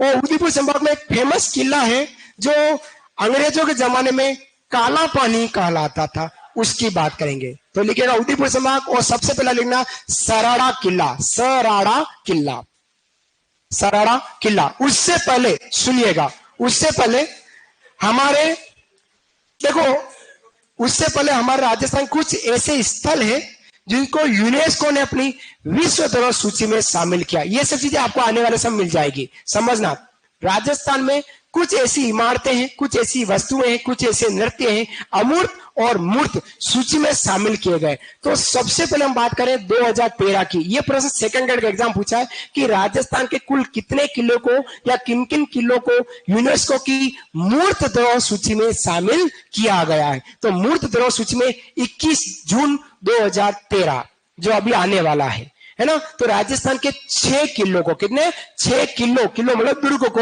यूनेस्को की मूर्त धरोहर सूची में शामिल किया। कौन कौन से?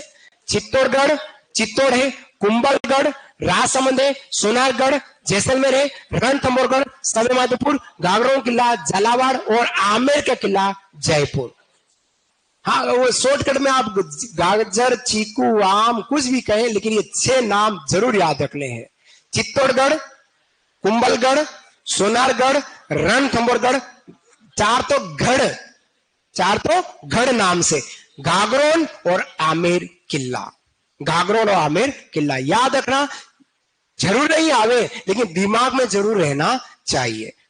इससे पहले बात करें तो 2010 की बात करूं तो 2010 में जुलाई 2010 के आसपास हमारे 2 चीजों को यूनेस्को विश्व धरोहर सूची में, एक तो जयपुर का जंतर मंतर जो सवाई जय सिंह ने बनाया था, सबसे पुराना जंतर मंतर सवाई जय जयपुर में बनाया, जिसको स्वरवेदशाला कहते हैं, उसको, और उसी समय कालबेलिया नृत्य को अमूर्त धरोहर सूची में शामिल किया है।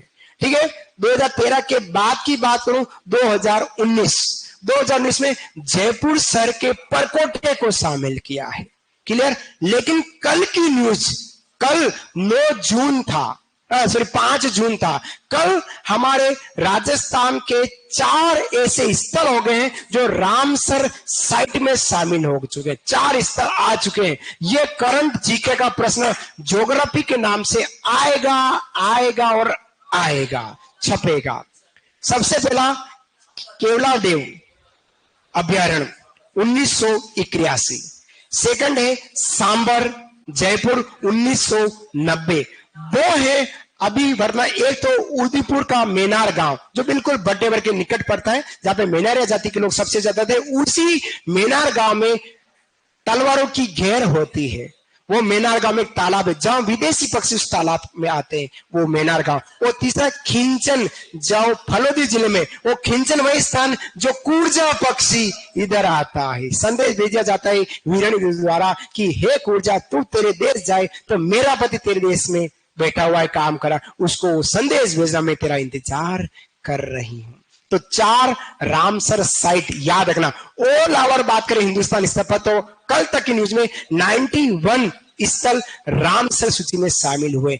याद रखना, एग्जाम आने की पूरी संभावना राजस्थान से संबंधित पूछेगा, क्योंकि ये ज्योग्राफी का प्रश्न है।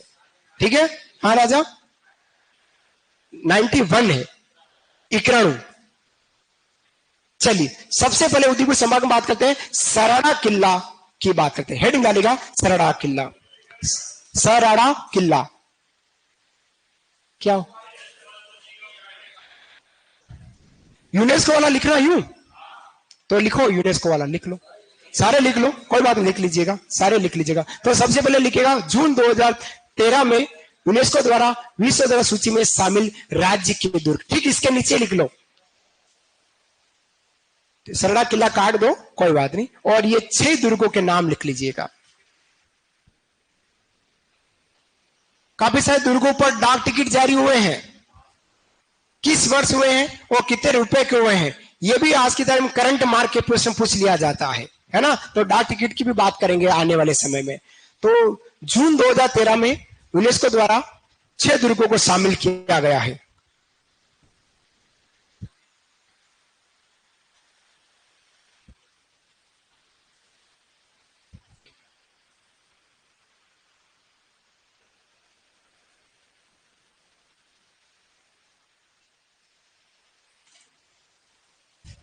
छह दुर्ग यूनेस्को की विश्व धरोहर सूची में शामिल: चित्तौड़गढ़, चित्तौड़ जिला; कुंभलगढ़, राजसमंद जिला; सोनारगढ़, जैसलमेर जिला; रणथंभौरगढ़, सवाई माधोपुर; गागरों किला, झालावाड़; आमेर किला, जयपुर।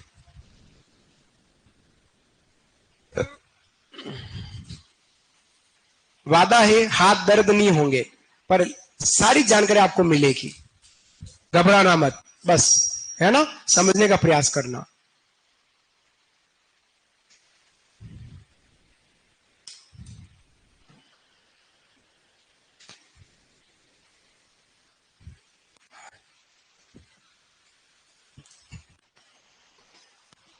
अच्छा, आप बांसवाड़ा क्यों, बांसवाड़ा क्यों, बूंदी क्यों? सकल बांसवाड़ा की आई मेरे को एकदम इसलिए पूछ लिया। हाँ जी, धन्यवाद।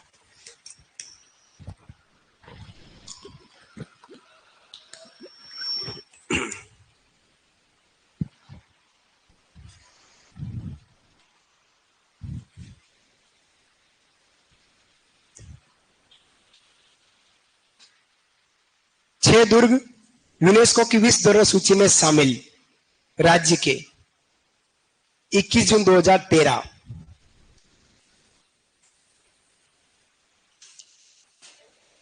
हाँ जी, हाँ, दोनों में शामिल है, दोनों में शामिल है। रामसर साइड में भी है, वो यूनेस्को में तो ही है, सबसे पहले इसी को किया गया। हाँ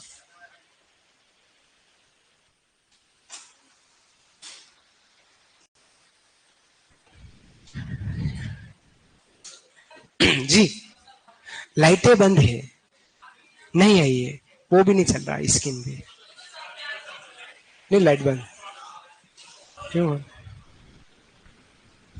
क्या करूं? हल्का सा दबाएं।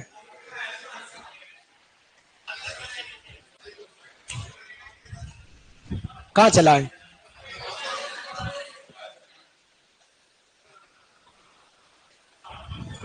दिक्कत कोई बात है, चलिए बात करेंगे, सरड़ा किला की बात करते हैं। अरे अरे बस बस बस बस, चलिए चलिए बात करते हैं सरड़ा किला। सरड़ा किला की बात करें, बहुत शैतान हो गए। मेरे को एक दिन बहुत बड़ी डांट पड़ने वाली, कक्षा में विद्यार्थी आपकी क्लास में बहुत हा हू करते थे, पर मैं भी क्या करूं, आपको डांट नहीं पाता हूं, क्योंकि अच्छा नहीं लगता है बड़े विद्यार्थी को डांटना, ये तो आप ही को समझना है। हाँ हाँ, सही बात है, लेकिन एक दिन आप भी बड़े बनोगे, है ना, नेचर पर्सन हो, 18 साल पार कर चुके हो। हम बात करेंगे सरड़ा किला। साथियों, बहुत सिंपल है सरड़ा किला। ये उदयपुर से बाहर जब हम बांसवाड़ा की तरफ आते हैं, वहां बीच में एक अभ्यारण्य, जय समंद अभ्यारण्य, आप ज्योग्राफी में पढ़ने वाले हैं। उस जय समंद अभ्यारण्य को प्राचीन समय में केवड़ा की नाल बोलते हैं। क्या बोलते हैं? केवड़ा की नाल, केवड़ा की नाल कहते हैं। और नाल भी आप पढ़ेंगे ज्योग्राफी में, दर्रे को नाल कहा जाता है।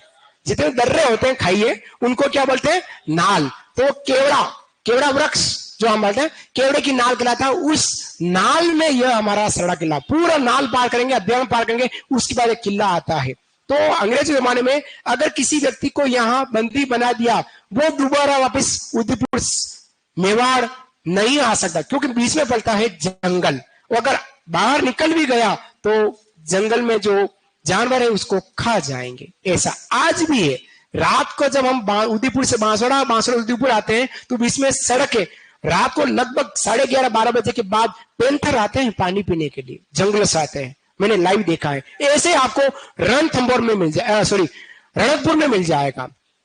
उदयपुर से पाली होके हुए देसुरी नाल होके जाते हैं तब भी ऐसा ही मिलता है। तो वो सरड़ा किला है, सरड़ा गांव उदयपुर में, जिसको मेवाड़ का काला पानी। अब इसको काला पानी क्यों करें कि हमारे मेवाड़ रियासत में प्रजामंडल की स्थापना हुई थी माणिकलाल वर्मा द्वारा। तो माणिकलाल वर्मा ने एक व्यक्ति को उपाध्यक्ष बनाया था और जिसका नाम है भूरेलाल बया। इस क्रांतिकारी को इस दुर्ग में नजरबंद किया गया, अतः इसको मेवाड़ का काला पानी कहा गया। जैसे हिंदुस्तान का काला पानी किसको कहा गया?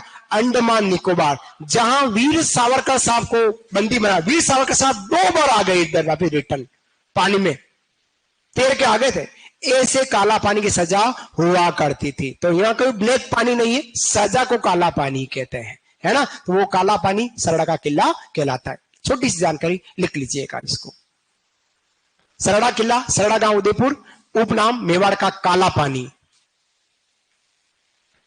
और विशेष क्या है? मेवाड़ प्रजामंडल के प्रथम उपाध्यक्ष भूरेलाल बया को इसी किले में नजरबंद किया गया। लिख लीजिएगा। दिल जिगर नजर तेरे लिए जो हाँ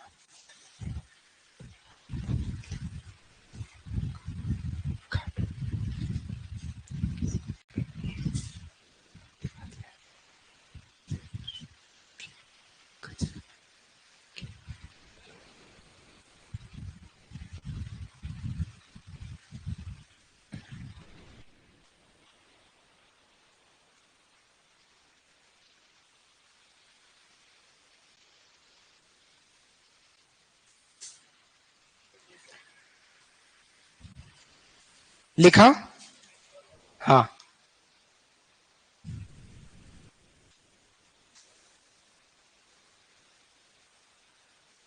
देखो अभी तक हमारे किसी नए जिले के अकॉर्डिंग कोई क्वेश्चन पूछा नहीं है अभी तक। भले नए जिले बन गए हैं, 50 से 41 हुए, लेकिन एग्जाम में कहीं पर भी नए जिले के अकॉर्डिंग एक भी क्वेश्चन नहीं आया है अभी तक, जितना भी एग्जाम पूछा गया है।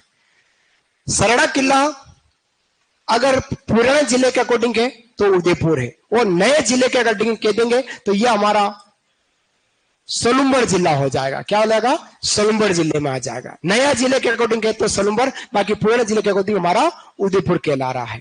ठीक है, वैसे पूछा नहीं है नया जिला, कहीं नहीं पूछा, लेकिन फिर भी अगर पूछा जाए तो सोलुम्बर, बाकी हमारा उदयपुर जिला। मेवाड़ का काला पानी क्या है?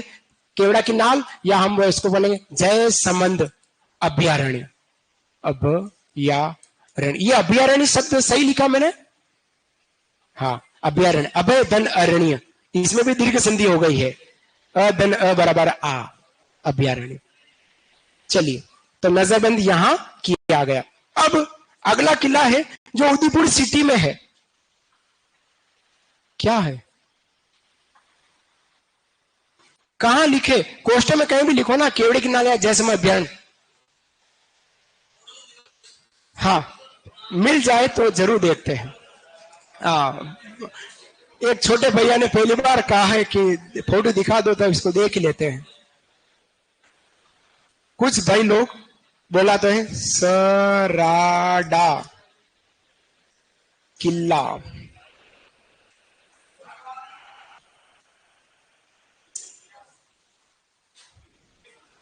मिलना मुश्किल है, लेकिन फिर भी मिलता है तो हम बात करते हैं।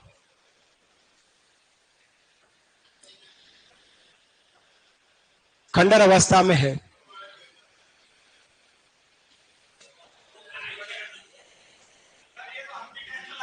बस इस तरह से है, सब खंडर हो चुका है।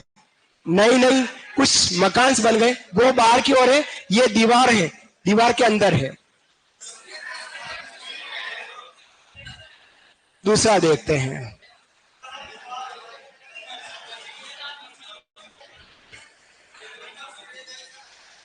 वापिस देख लेते हैं।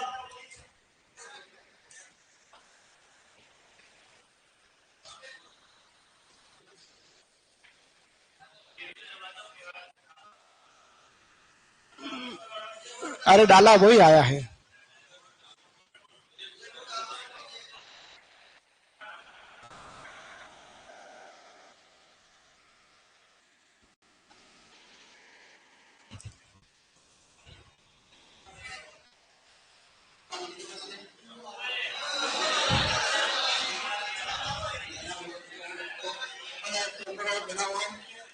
खंडर अवस्था में है जो ये व्यक्ति बता रहा है आपको।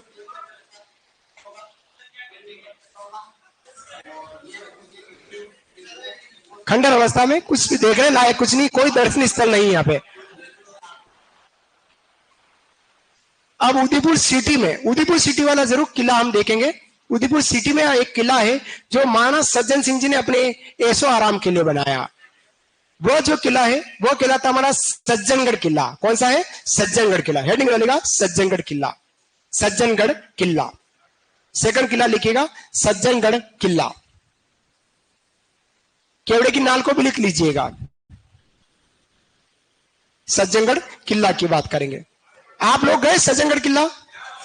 नहीं गए तो जाना, और बरसात के सीन में जाना, और कार में नहीं जाना, ओनली फॉर टू व्हीलर पे।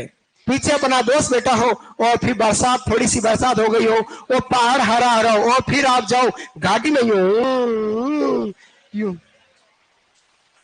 सर्पिलाकार घाटी है, नीचे से चालू होंगे, यूं चलेगा, फिर यूं गए, फिर यूं गए, डर लगेगा, डर लगा, अरे धीरे, अरे धीरे, यूं यूं।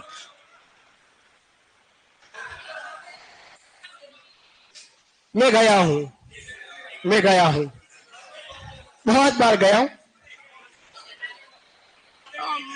हाँ ठीक। अगर हाँ एक बात और, अगर आप सरड़ा किला जा रहे हैं, ठीक उसके नीचे सज्जनगढ़ किला जा रहे हैं, तो सज्जनगढ़ किले के ठीक नीचे बायोलॉजिकल पार्क है। वहां अगर आप जाते हैं तो वहां जो काउंटर पर टिकट काटने वाला वो मेरा विद्यार्थी है, तो है ना, कांस्टेबल है, वन रख सके, तो उससे कह दीजिएगा कि मेवड़ा सर के से पढ़ा हुआ हूं, विद्यार्थी हूं, तो वो आपका टिकट नहीं लेगा। तो ये व्यवस्था मैं आपके लिए कर सकता हूं।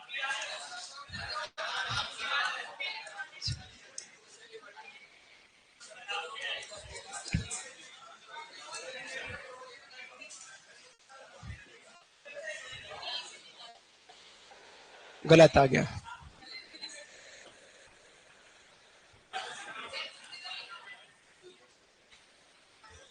हाँ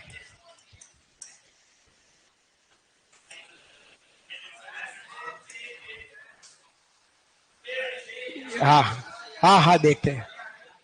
ये देखिएगा, ये इतना अच्छा मस्त सीन है, सुनना है, बहुत अच्छा, अच्छा नहीं बहुत अच्छा है। ये देखिएगा, ये इस दुर्ग के पीछे वाला हिस्सा है। इस दुर्ग के पीछे ये बहुत बड़ी खाई है और ये पूरी सिटी दिखती है। ये फतेहसागर जिले है और ये पिछोला जिले है, ठीक है। ये फतेहसागर है और ये पिछोला। इसके ठीक पीछे ये बहुत बड़ा चौक है। यहां पर आप कभी सेल्फी लीजिएगा, हाँ रील लो ना, बहुत मजा आता है यहां देखने पर। इस तरह से बना हुआ है और कुछ नहीं है, केवल ये महल है और उसके अंदर न तो खिड़की है न किवाड़ है, सिर्फ हवा ही हवा है आर पार, पर देखने में बड़ा मजा आ जावे, ऐसा किला है। हाँ वो मेरे को नहीं पता आप किस संडे जा रहे हैं, मैं नहीं कहूं, नहीं तो आप मेरे ऊपर आ जाए। मेवड़ा सा ने कहा है इसे, बहुत अच्छा किला गिला था महाराणा सज्जन सिंह जी ने इस किले को। ये क्या कह रहे हो? इस तरह से उदयपुर सिटी नजर आएगी आपको, पूरी उदयपुर सिटी नजर आती है। रात को तो नहीं जाने देंगे, 5-6 बजे बाद वापस भेज देंगे आपको। चलिए, सरड़ा किला जो है कहां बनना है? बांसदड़ा पहाड़ी। कौन सी पहाड़ी सुनना है? बांसदड़ा पहाड़ी या बांसड़ा पहाड़ी, एक ही बात है। उस पहाड़ी पर बना है और ये जो पहाड़ी है ये हमारी अरावली पर्वतमाला की एक श्रृंखला के अंतर्गत आती है ना, जो लगभग 937-38 मीटर ऊंचाई पर यह किला बना है। इस किले को अपन मानसूनी पैलेस, बादल महल और वाणी विलास महल के नाम से जानते। इस किले के अंदर पहले एक पुलिस वायरलेस केंद्र स्थापित था, अब नहीं है। जब मोबाइल सुविधा नहीं थी, वायरलेस सुविधा थी, तो वहां पर वायरलेस केंद्र स्थापित था, बस अब नहीं है। लेकिन इस दुर्ग के ठीक पीछे की ओर सज्जनगढ़ अभ्यारण्य है, जो राजस्थान का दूसरा सबसे छोटा 5.2 वर्ग किलोमीटर में फैला हुआ, और इस दुर्ग की पहाड़ी में राजस्थान का पहला बायोलॉजिकल पार्क बना हुआ। ये सब बातें हमारे सज्जनगढ़ किले के अंतर्गत है। ये आपके सामने है सज्जनगढ़ किला, बांसदड़ा या बांसड़ा पहाड़ी पर महाराणा सज्जन सिंह जी ने बनाया। पहाड़ी की ऊंचाई है वो 938 मीटर है। एग्जाम में पूछेगा साथियों, आपके एग्जाम में ज्योग्राफी पूछा जा सकता है क्या कि 4 पढ़िया, रघुनाथगढ़, ऋषिकेश, बांस चढ़ा और एक आज आपकी शेर, वो कह देगा आरोही क्रम और अवरोही क्रम में 4 पहाड़ियों को जमा लीजिएगा। कोई अंक नहीं पूछा, सिर्फ उसकी ऊंचाई पूछी, वो भी आपको खोपड़ी में याद रखनी। तो ऐसे प्रश्न भी पूछते हैं। तो ये जो पहाड़ी है वो हमारी 938 मीटर ऊंचाई समुद्र तल से है। उपनाम में उदयपुर का मुकुटमणि, मानसूनी प्लेस और बादल महल के नाम से जानते हैं। यहाँ पर पुलिस वायरलेस केंद्र था। पहाड़ की तलहटी में बायोलॉजिकल पार्क स्थित है। नोट डाउन कर लीजिएगा। छोटी सी जानकारी सज्जनगढ़ किले की। सज्जनगढ़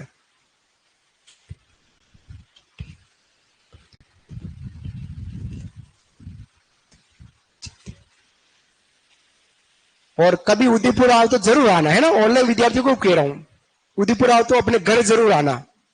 और आप लोगों को भी कह रहा हूं, कभी आपको समय मिले तो अपने घर आओ कभी। एड्रेस तो पता लग जाता है।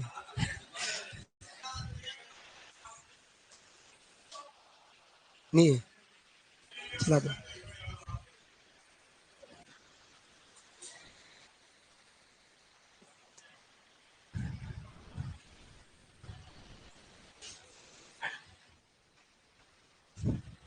ओ, लिख लीजिएगा, आराम से लिखिएगा। हाँ, वो अलग बादल महल नाम के बहुत महल मिलेंगे, लेकिन प्रॉपर अगर बादल महल के तो वो जैसलमेर का है राजा, है ना। बहुत जगह बादल महल मिलेंगे नाम। हाँ, एड्रेस देख लेता हूँ, दे दूंगा एड्रेस, अभी दे दूंगा, सबको दे दूंगा मैं। इंस्टा पे पता लगा सकते थे आप। हाँ, यही चाहिए, मजा आ जाए इससे तो। अड़ोस पड़ोस वाला भी देखे कि घर आए हो आप मेरे। हाँ, पीटीटी का, बीएसटीसी। हाँ, हाँ, बीएसटीसी का होगा।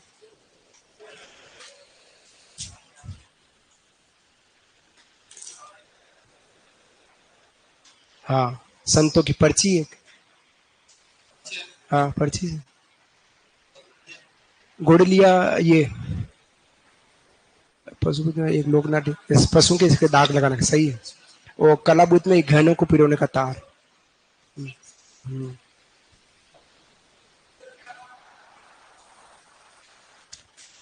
यहाँ पर पुलिस वायरलेस केंद्र स्थापित था और पहाड़ की तलहटी में बायोलॉजिकल पार्क स्थित है। एक पॉइंट और लिख लेना यहाँ पर, दुर्ग के निकट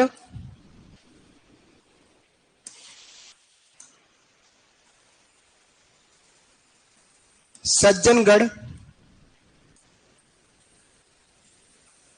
अभयारण्य 5.2 वर्ग किमी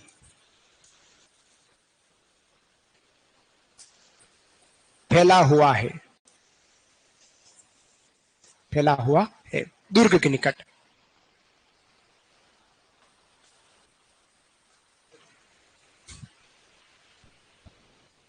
और इसका एक नाम मैंने लिखवाया नहीं, इसमें लिखा नहीं है, वाणी विलास, जो मैं बोला हूं, वाणी विलास। चौथा नाम इसका वाणी विलास कहला रहा है। वाणी विलास दुर्ग के निकट सज्जनगढ़ अभ्यारण्य, राज्य का दूसरा छोटा। पहला छोटा हम कहते हैं तो वो हमारा सरिस्का अलवर जो कहलाता था, है ना। हाँ, वो कहलाता है सरिस्का। जो भी कहे, बहुत छोटा है।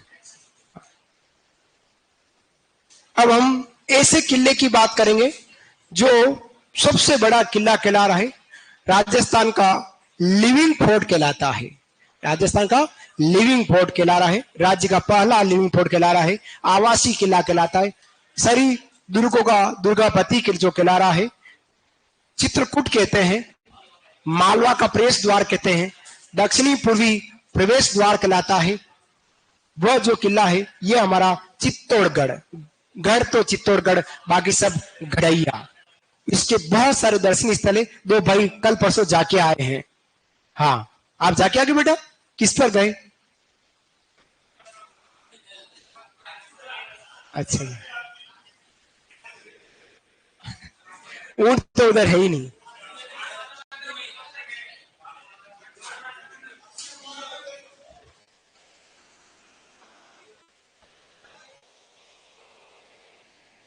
बात करते हैं चित्तौड़गढ़ किले की। चित्तौड़गढ़ जो किला है वो राजस्थान के दक्षिणी पूर्वी पठारी प्रदेश में है। पहले दिमाग में ये रखना है कि किस भौतिक प्रदेश में आता है चित्तौड़गढ़, तो राजस्थान के दक्षिणी पूर्वी पठारी प्रदेश में, और विशेष मेसा पठार पर। कौन सा पठार है? मेसा पठार। याद रखना, पठार का नाम रखना, मेसा पठार पर। दो नदियों के संगम पर आता है ना, गंभीरी और बेड़च। बेड़च जो हमारी उदयपुर की गोगुंडा की पहाड़ी से निकलती, गंभीरी और बेड़च नदी के संगम पर मेसा पठार पर इस प्रकार से बना हुआ है जैसे पहाड़ी पर, उस पठार पर एक वेल मछली सोई हुई, यूं काले रंग का, और वेल मछली यूं सोई हुई थी ना, इस तरह से ऐसे सोई हुई मछली है। वेल मछली देखा होगा आपने समुद्र में, जैसे हम समुद्र में गए वेल मछली ऊपर, ऐसी वेल मछली के समान हमारा चित्तौड़गढ़ दिखेगा। इसका निर्माण जो लगभग 7वीं ईस्वी में हमारे मौर्य शासक चित्रांगद मौर्य ने करा। चित्रांगद मौर्य द्वारा इसका निर्माण करा। लेकिन इसका सबसे ज्यादा जो जीर्णोद्धार कार्य, मरम्मत कार्य जो कराया वो महाराणा कुंभा ने कराया। कुंभा द्वारा इसका मरम्मत कार्य, जीर्णोद्धार कराया, वो बना है चित्रांगद मौर्य द्वारा बना। इस दुर्ग में सबसे ज्यादा वंशों का राज रहा है। सबसे ज्यादा वंश, मौर्य वंश, फिर बात करें गोइल वंश, खिलजी वंश, मुगल वंश, है ना, इतने सारे वंशों का राज इसमें रहा है। 3 बड़े बड़े साके, सबसे ज्यादा साकों वाला किला है तो यही। बाकी जगह 2.5 साके, 2 साके या 1 साके मिलेंगे, लेकिन चित्तौड़ में 3 साके मिलते हैं। चित्तौड़ अलग अलग नामों से, मालवा का प्रवेश द्वार, मालवा जाने के लिए चित्तौड़ से होकर जाना बताए। दक्षिण पूर्वी क्षेत्र का प्रवेश द्वार किला चित्रकूट कहते हैं, चित्रकोट कहते हैं, हमारा चित्तौड़गढ़ कहते हैं। गढ़ तो चित्तौड़गढ़ कहलाता है। और दुर्गाधिपति या दुर्गाधिराज जो हम कह सकते हैं, वो हमारा चित्तौड़गढ़ को कह रहे हैं। छोटी सी जानकारी आपके सामने है। वेल मछली के समान, मैंने आपको शुरुआत में कहा था, यह जो है गिरी श्रेणी का है, लेकिन इसको दानव श्रेणी के अलावा सभी श्रेणी में रखा जा सकता है। ये लाइन को वेरी इंपॉर्टेंट याद रखिएगा। गंभीरी और बेड़च नदी के संगम मेसा पठार दक्षिणी पूर्वी पठारी प्रदेश क्षेत्र में आता है। मौर्य शासक चित्रांगद द्वारा बनाया, पुनर्निर्माण जो कराया कुंभा ने कराया। आकृति जो है वेल मछली समान। लेकिन यहाँ देखो, हमने वंशों की बात करी, मौर्य वंश, गुइल वंश, सोलंकी वंश, खिलजी वंश, मुगल वंश, सिसोदिया वंशों के शासकों का राज रहा। और इस दुर्ग पर जो सबसे पहले आक्रमण किया गया वो अफगान का सूबेदार था मामू। उसने क्या, राजस्थान का पहला लिविंग फोर्ट है। अब आपके एग्जाम पूछ ले, राजस्थान में कुल कितने लिविंग फोर्ट है?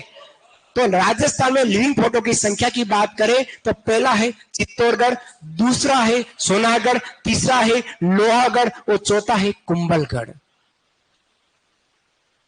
जीत छोड़कर 4 की ओर बढ़ना है ना। तो वर्तमान में कितने हो गए हैं? चित्तौड़गढ़, सोनागढ़, ये तो हमने रट्टे मार रखे किताबों में, लेकिन कुंभलगढ़ और लोहागढ़ भी हमारा लिविंग फोर्ट में आता है। तो यह राज्य का हमारा क्या किला? आवासीय किला, लिविंग फोर्ट। सबसे ज्यादा साकों वाला किला है तो यही हुआ जहां पे 1303 ईस्वी में साका हुआ, राणा रतन सिंह के समय। 1535 हाड़ी रानी जो हमारे राणा सांगा की रानी थी, कर्मावती, उसके समय। वो 1567 महाराणा उदय सिंह जो उदयपुर आ गए, जयमल फत्ता को बागडोर दी थी। 3 साकों वाला किला। यह राजस्थान का एक ऐसा किला है जहां खेती भी की जाती है। क्या की जाती? खेती भी की जाती है। तो छोटी सी जानकारी एक बार आप उतारने का प्रयास करें। हेडिंग डालेगा, मैं लिखा रहा हूं आपको, अभी हेडिंग डालेगा। साके क्या होते हैं वो भी अभी बता रहा हूं। साके क्या होता है, एक बार साकों को समझ लीजिएगा। साका, साका किसको कहते हैं, फिर दिमाग में रह जाएगा। साका क्या होता है सुनिएगा। एक तो होता है हमारा केसरिया, क्या होता है? केसरिया। और एक होता है हमारा जौहर। क्या होता है? जौहर। केसरिया और जौहर। केसरिया कौन करता है? केसरिया करते हैं हमारे वीरों द्वारा। किसके द्वारा? वीरों द्वारा। राजा और वीरों द्वारा युद्ध भूमि में वीर गति को प्राप्त हो जाते हैं। उसके बाद अगर वीरांगनाओं को लगता है कि हम किसी पर पुरुष के हाथ ना लगे, क्योंकि विदेशी व्यक्ति आते हैं तो इन वीरांगनाओं को पाने के लिए आते थे। जैसे हम बात करें 1303 ईस्वी में अलाउद्दीन खिलजी हमारी राजमाता पद्मिनी को पाने के लिए आया था, है ना। तो ये महिलाएं जो है हमारी वीरांगनाएं अपने शरीर को, अपने जीवन को अग्नि में कूद कर, पानी में कूद कर अपनी जीवन लीला समाप्त कर देती, उसको साका कहते। काफी लोग इसको कहते हैं ये आत्महत्या। आत्महत्या नहीं, एक बार आप तवे के, गरम गरम तवे पर हाथ लगा के देखो, फिर लगता है ये क्या है।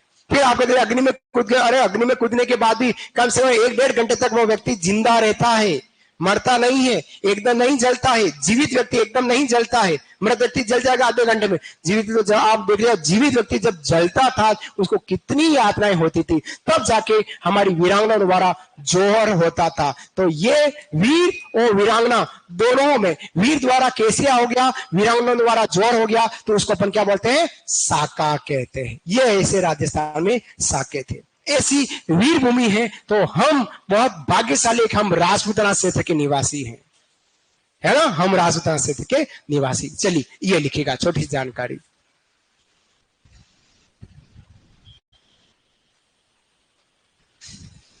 चित्तौड़गढ़ किला स्थित है गंभीरी एवं बेड़स नदी के संगम, मेसा पठार, मेसा पठार, और प्रदेश के में तो दक्षिण पूर्वी पठारी प्रदेश उस क्षेत्र में आता है।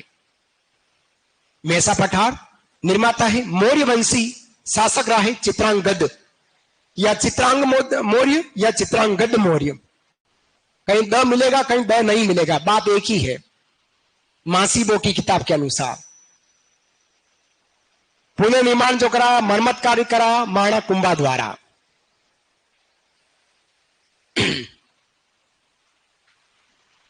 आराम से लिखे, जल्दबाजी ना करें।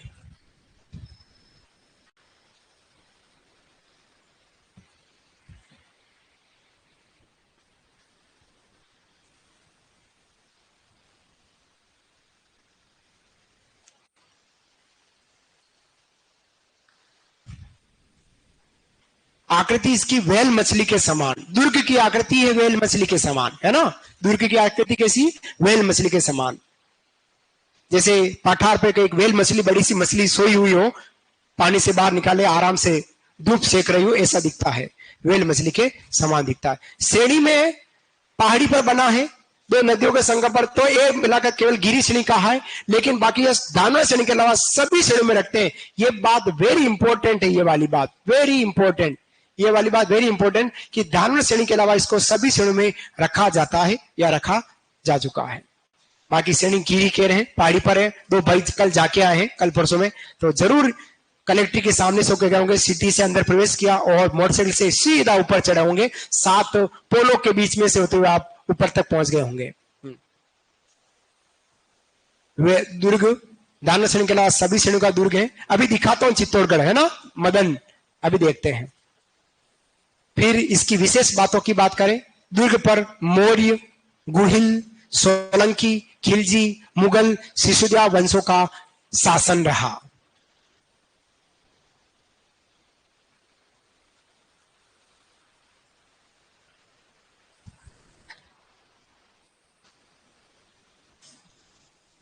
ये चुप तेरे भाई लुकी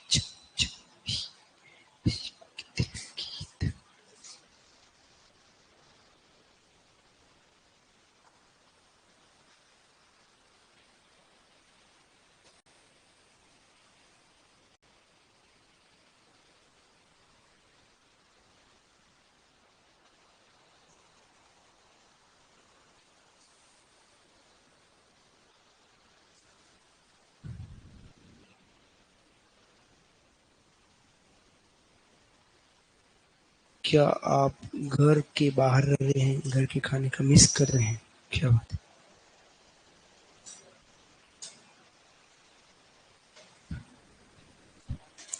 पहला आक्रमण इस दुर्ग पर अफगान सूबेदार मामू द्वारा किया गया है।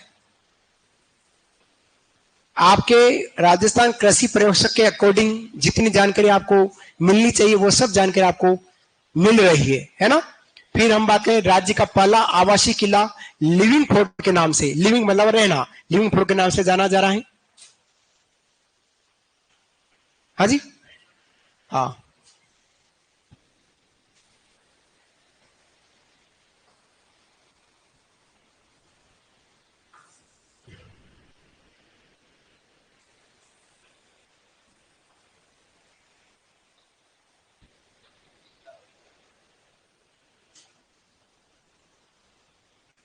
सर्वाधिक साके हुए हैं 1303 ईस्वी, 1535 ईस्वी और 1567-68 अंतिम समय था, दिसंबर जनवरी महीना, इसलिए 67-68 कहते हैं। अकबर समय का शासनकाल के समय तीसरा साका हुआ था 1303, 1535, 1567-68 ईस्वी। दुर्ग में सबसे ज्यादा साके इसी किले में हुए हैं, सबसे ज्यादा। बाकी जगह 2 साके, 2.5 साके या 1 साका या कहीं हुआ ही नहीं, लेकिन इसमें सबसे ज्यादा साके हुए हैं। नीचे करूं, नीचे करने से दिखेगा ही नहीं। नीचे लिखा है यह राज्य का ऐसा दुर्ग है जहां खेती की जाती है। राज्य का ऐसा है किला है जहां पर क्या की जाती है, खेती की जाती, खेती। कुंभलगढ़ भी लिविंग फोर्ट में आता है क्योंकि कुंभलगढ़ में भीलों की एक बस्ती बनी हुई है, अतः उसको लिविंग फोर्ट के नाम से जान रहे हैं।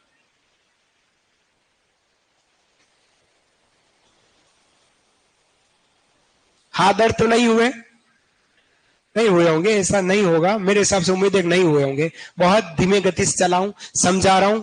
अभी 5 मिनट में 10 मिनट जब लास्ट होंगे उसमें मैं पूरा बोलूंगा रूबरू जो आपने लिखा है और आपको समझाऊंगा फिर से, है ना। समझना है आपको।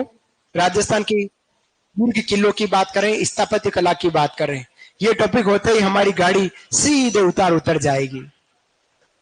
हाँ नहीं, 50 तक है, हम 50 तक है। चित्तौड़गढ़ देख लेते हैं, लिखा आप लोगों ने, लिखा? हाँ लिखे, लिखेगा। चित्तौड़गढ़ में बहुत सारे, कम से कम 15 से 20 दर्शनीय स्थल मिलेंगे, 15 से 20, जिसमें आपको मंदिर भी मिल जाएंगे, 2 स्तंभ मिल जाएंगे, छतरी मिल जाएगी, स्मारक मिलेंगे, देवरे मिलेंगे। सास बहू यहाँ का बेटा राजा, सास बहू जो मंदिर कहलाता है वो नागदा गांव उदयपुर है, जो मेवाड़ की राजधानी रहा है, जो एकलिंग जी की तरफ है ना, उधर नहीं, वहां तो बाण माता है या अन्नपूर्णा माता, अन्नपूर्णा देवी, जिसको वीर बड़ी माता कह रहे हैं, है ना, उसकी बात करें। एक बार ये लिख लीजिएगा, फिर एक बार दुर्ग के दर्शन कर लेते हैं। दुर्ग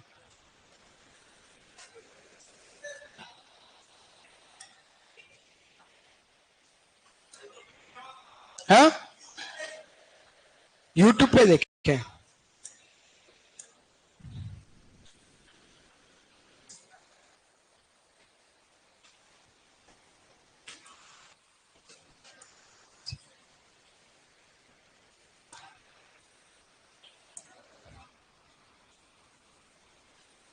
किसको देखना चाहेंगे?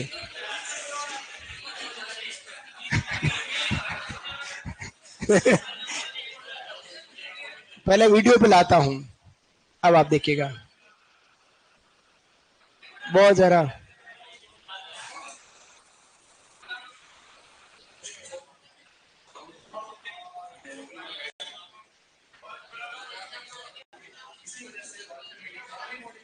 आवाज यही है।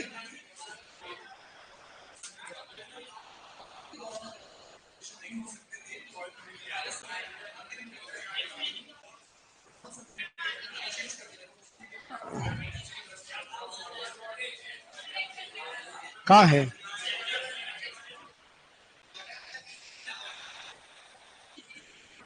आवाज कम ही है, फुल है, फुल है।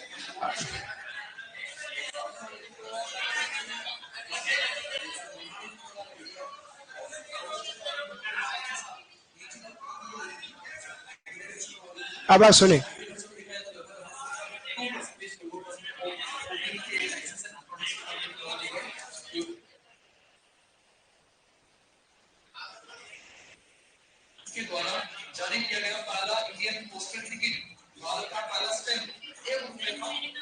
ये है विजय स्तंभ, नीचे से 30 फीट चौड़ा है, बिल्कुल 30 फीट चौड़ा है इसका, ये चौड़ाई, और 122 फीट ऊंचाई विजय स्तंभ की, 9 मंजिला।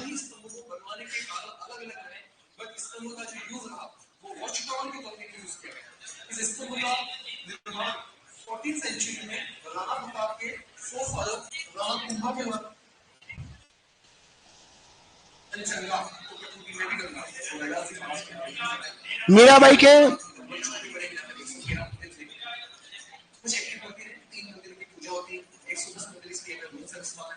मंदिर को अंतिम समय नुकसान पहुंचाने का श्रेय 1567 में अकबर को दिया जाता है। वही 1567 का image first time Rana Pratap ने मंदिर करने के लिए 1576 में किया था। तो इस मामले में ये सब चीजें आप वहां जाकर देखें तो बड़ा मजा आवे, है ना। ये तो ठीक है, उस व्यक्ति ने खुद सपोर्ट किया है। ये मूर्तियां तोड़ी हुई मूर्तियां, ये देखिएगा आप, यहाँ पे मूर्तियों को तोड़ा गया, विदेशी लोगों ने तोड़ा है मूर्तियों को।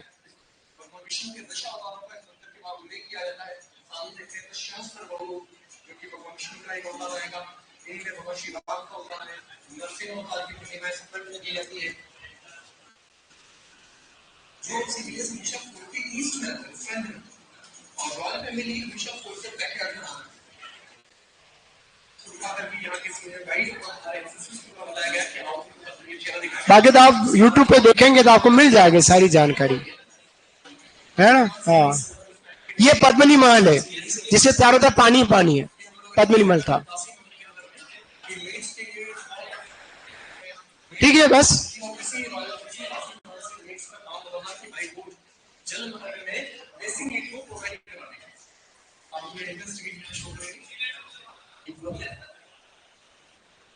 चलिए, कहाँ टाइम हो गया? आपकी 6 बजे दोबारा क्लास है, वो 6 बजे है।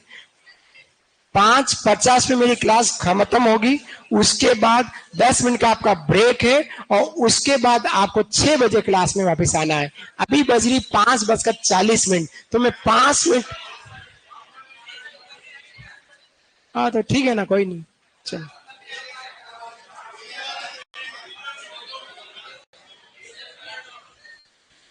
चलिए, वह मैं आपको जो आज हमने जो क्लास ली उसी को मैं आपको रिवाइज कर देता हूं। रिवाइज कर रहे हैं, दुर्ग की बात कर रहे हैं। 5 मिनट मेरे साथ रहेगा, भागो मत, 5 मिनट मेरे को भी अच्छा लगेगा। दुर्गों की बात कर रहे हैं, स्थापत्य कला, और स्थापत्य कला में हम मंदिर, मस्जिद, हवेलियां, छतरिया, दुर्ग, महल, इनकी बात करने वाले हैं। स्थापत्य कला का जो जनक माना गया है, माना कुंभा को माना, यह व्यवस्था हमारे वीर विनोद में लिखी। अब प्रश्न सुनना, वीर विनोद से संबंधित 4 महाराणा जो आपको मैंने कल परसों लिखाया कि वीर विनोद जो श्यामल दास ने लिखा, किसके समय में लिखा गया? महाराणा शंभू सिंह। सर्वाधिक किसके समय लिखा गया? सज्जन सिंह जी, SS। और इस वीर विनोद के प्रचलन पर रोक किसने लगाई? फतेह सिंह ने लगाई। और रोक हटाई किसने? महाराणा भूपाल सिंह ने। ये याद जरूर रखेगा। इसमें वीर विनोद किसका उल्लेख है? मेवाड़ के इतिहास का उल्लेख है।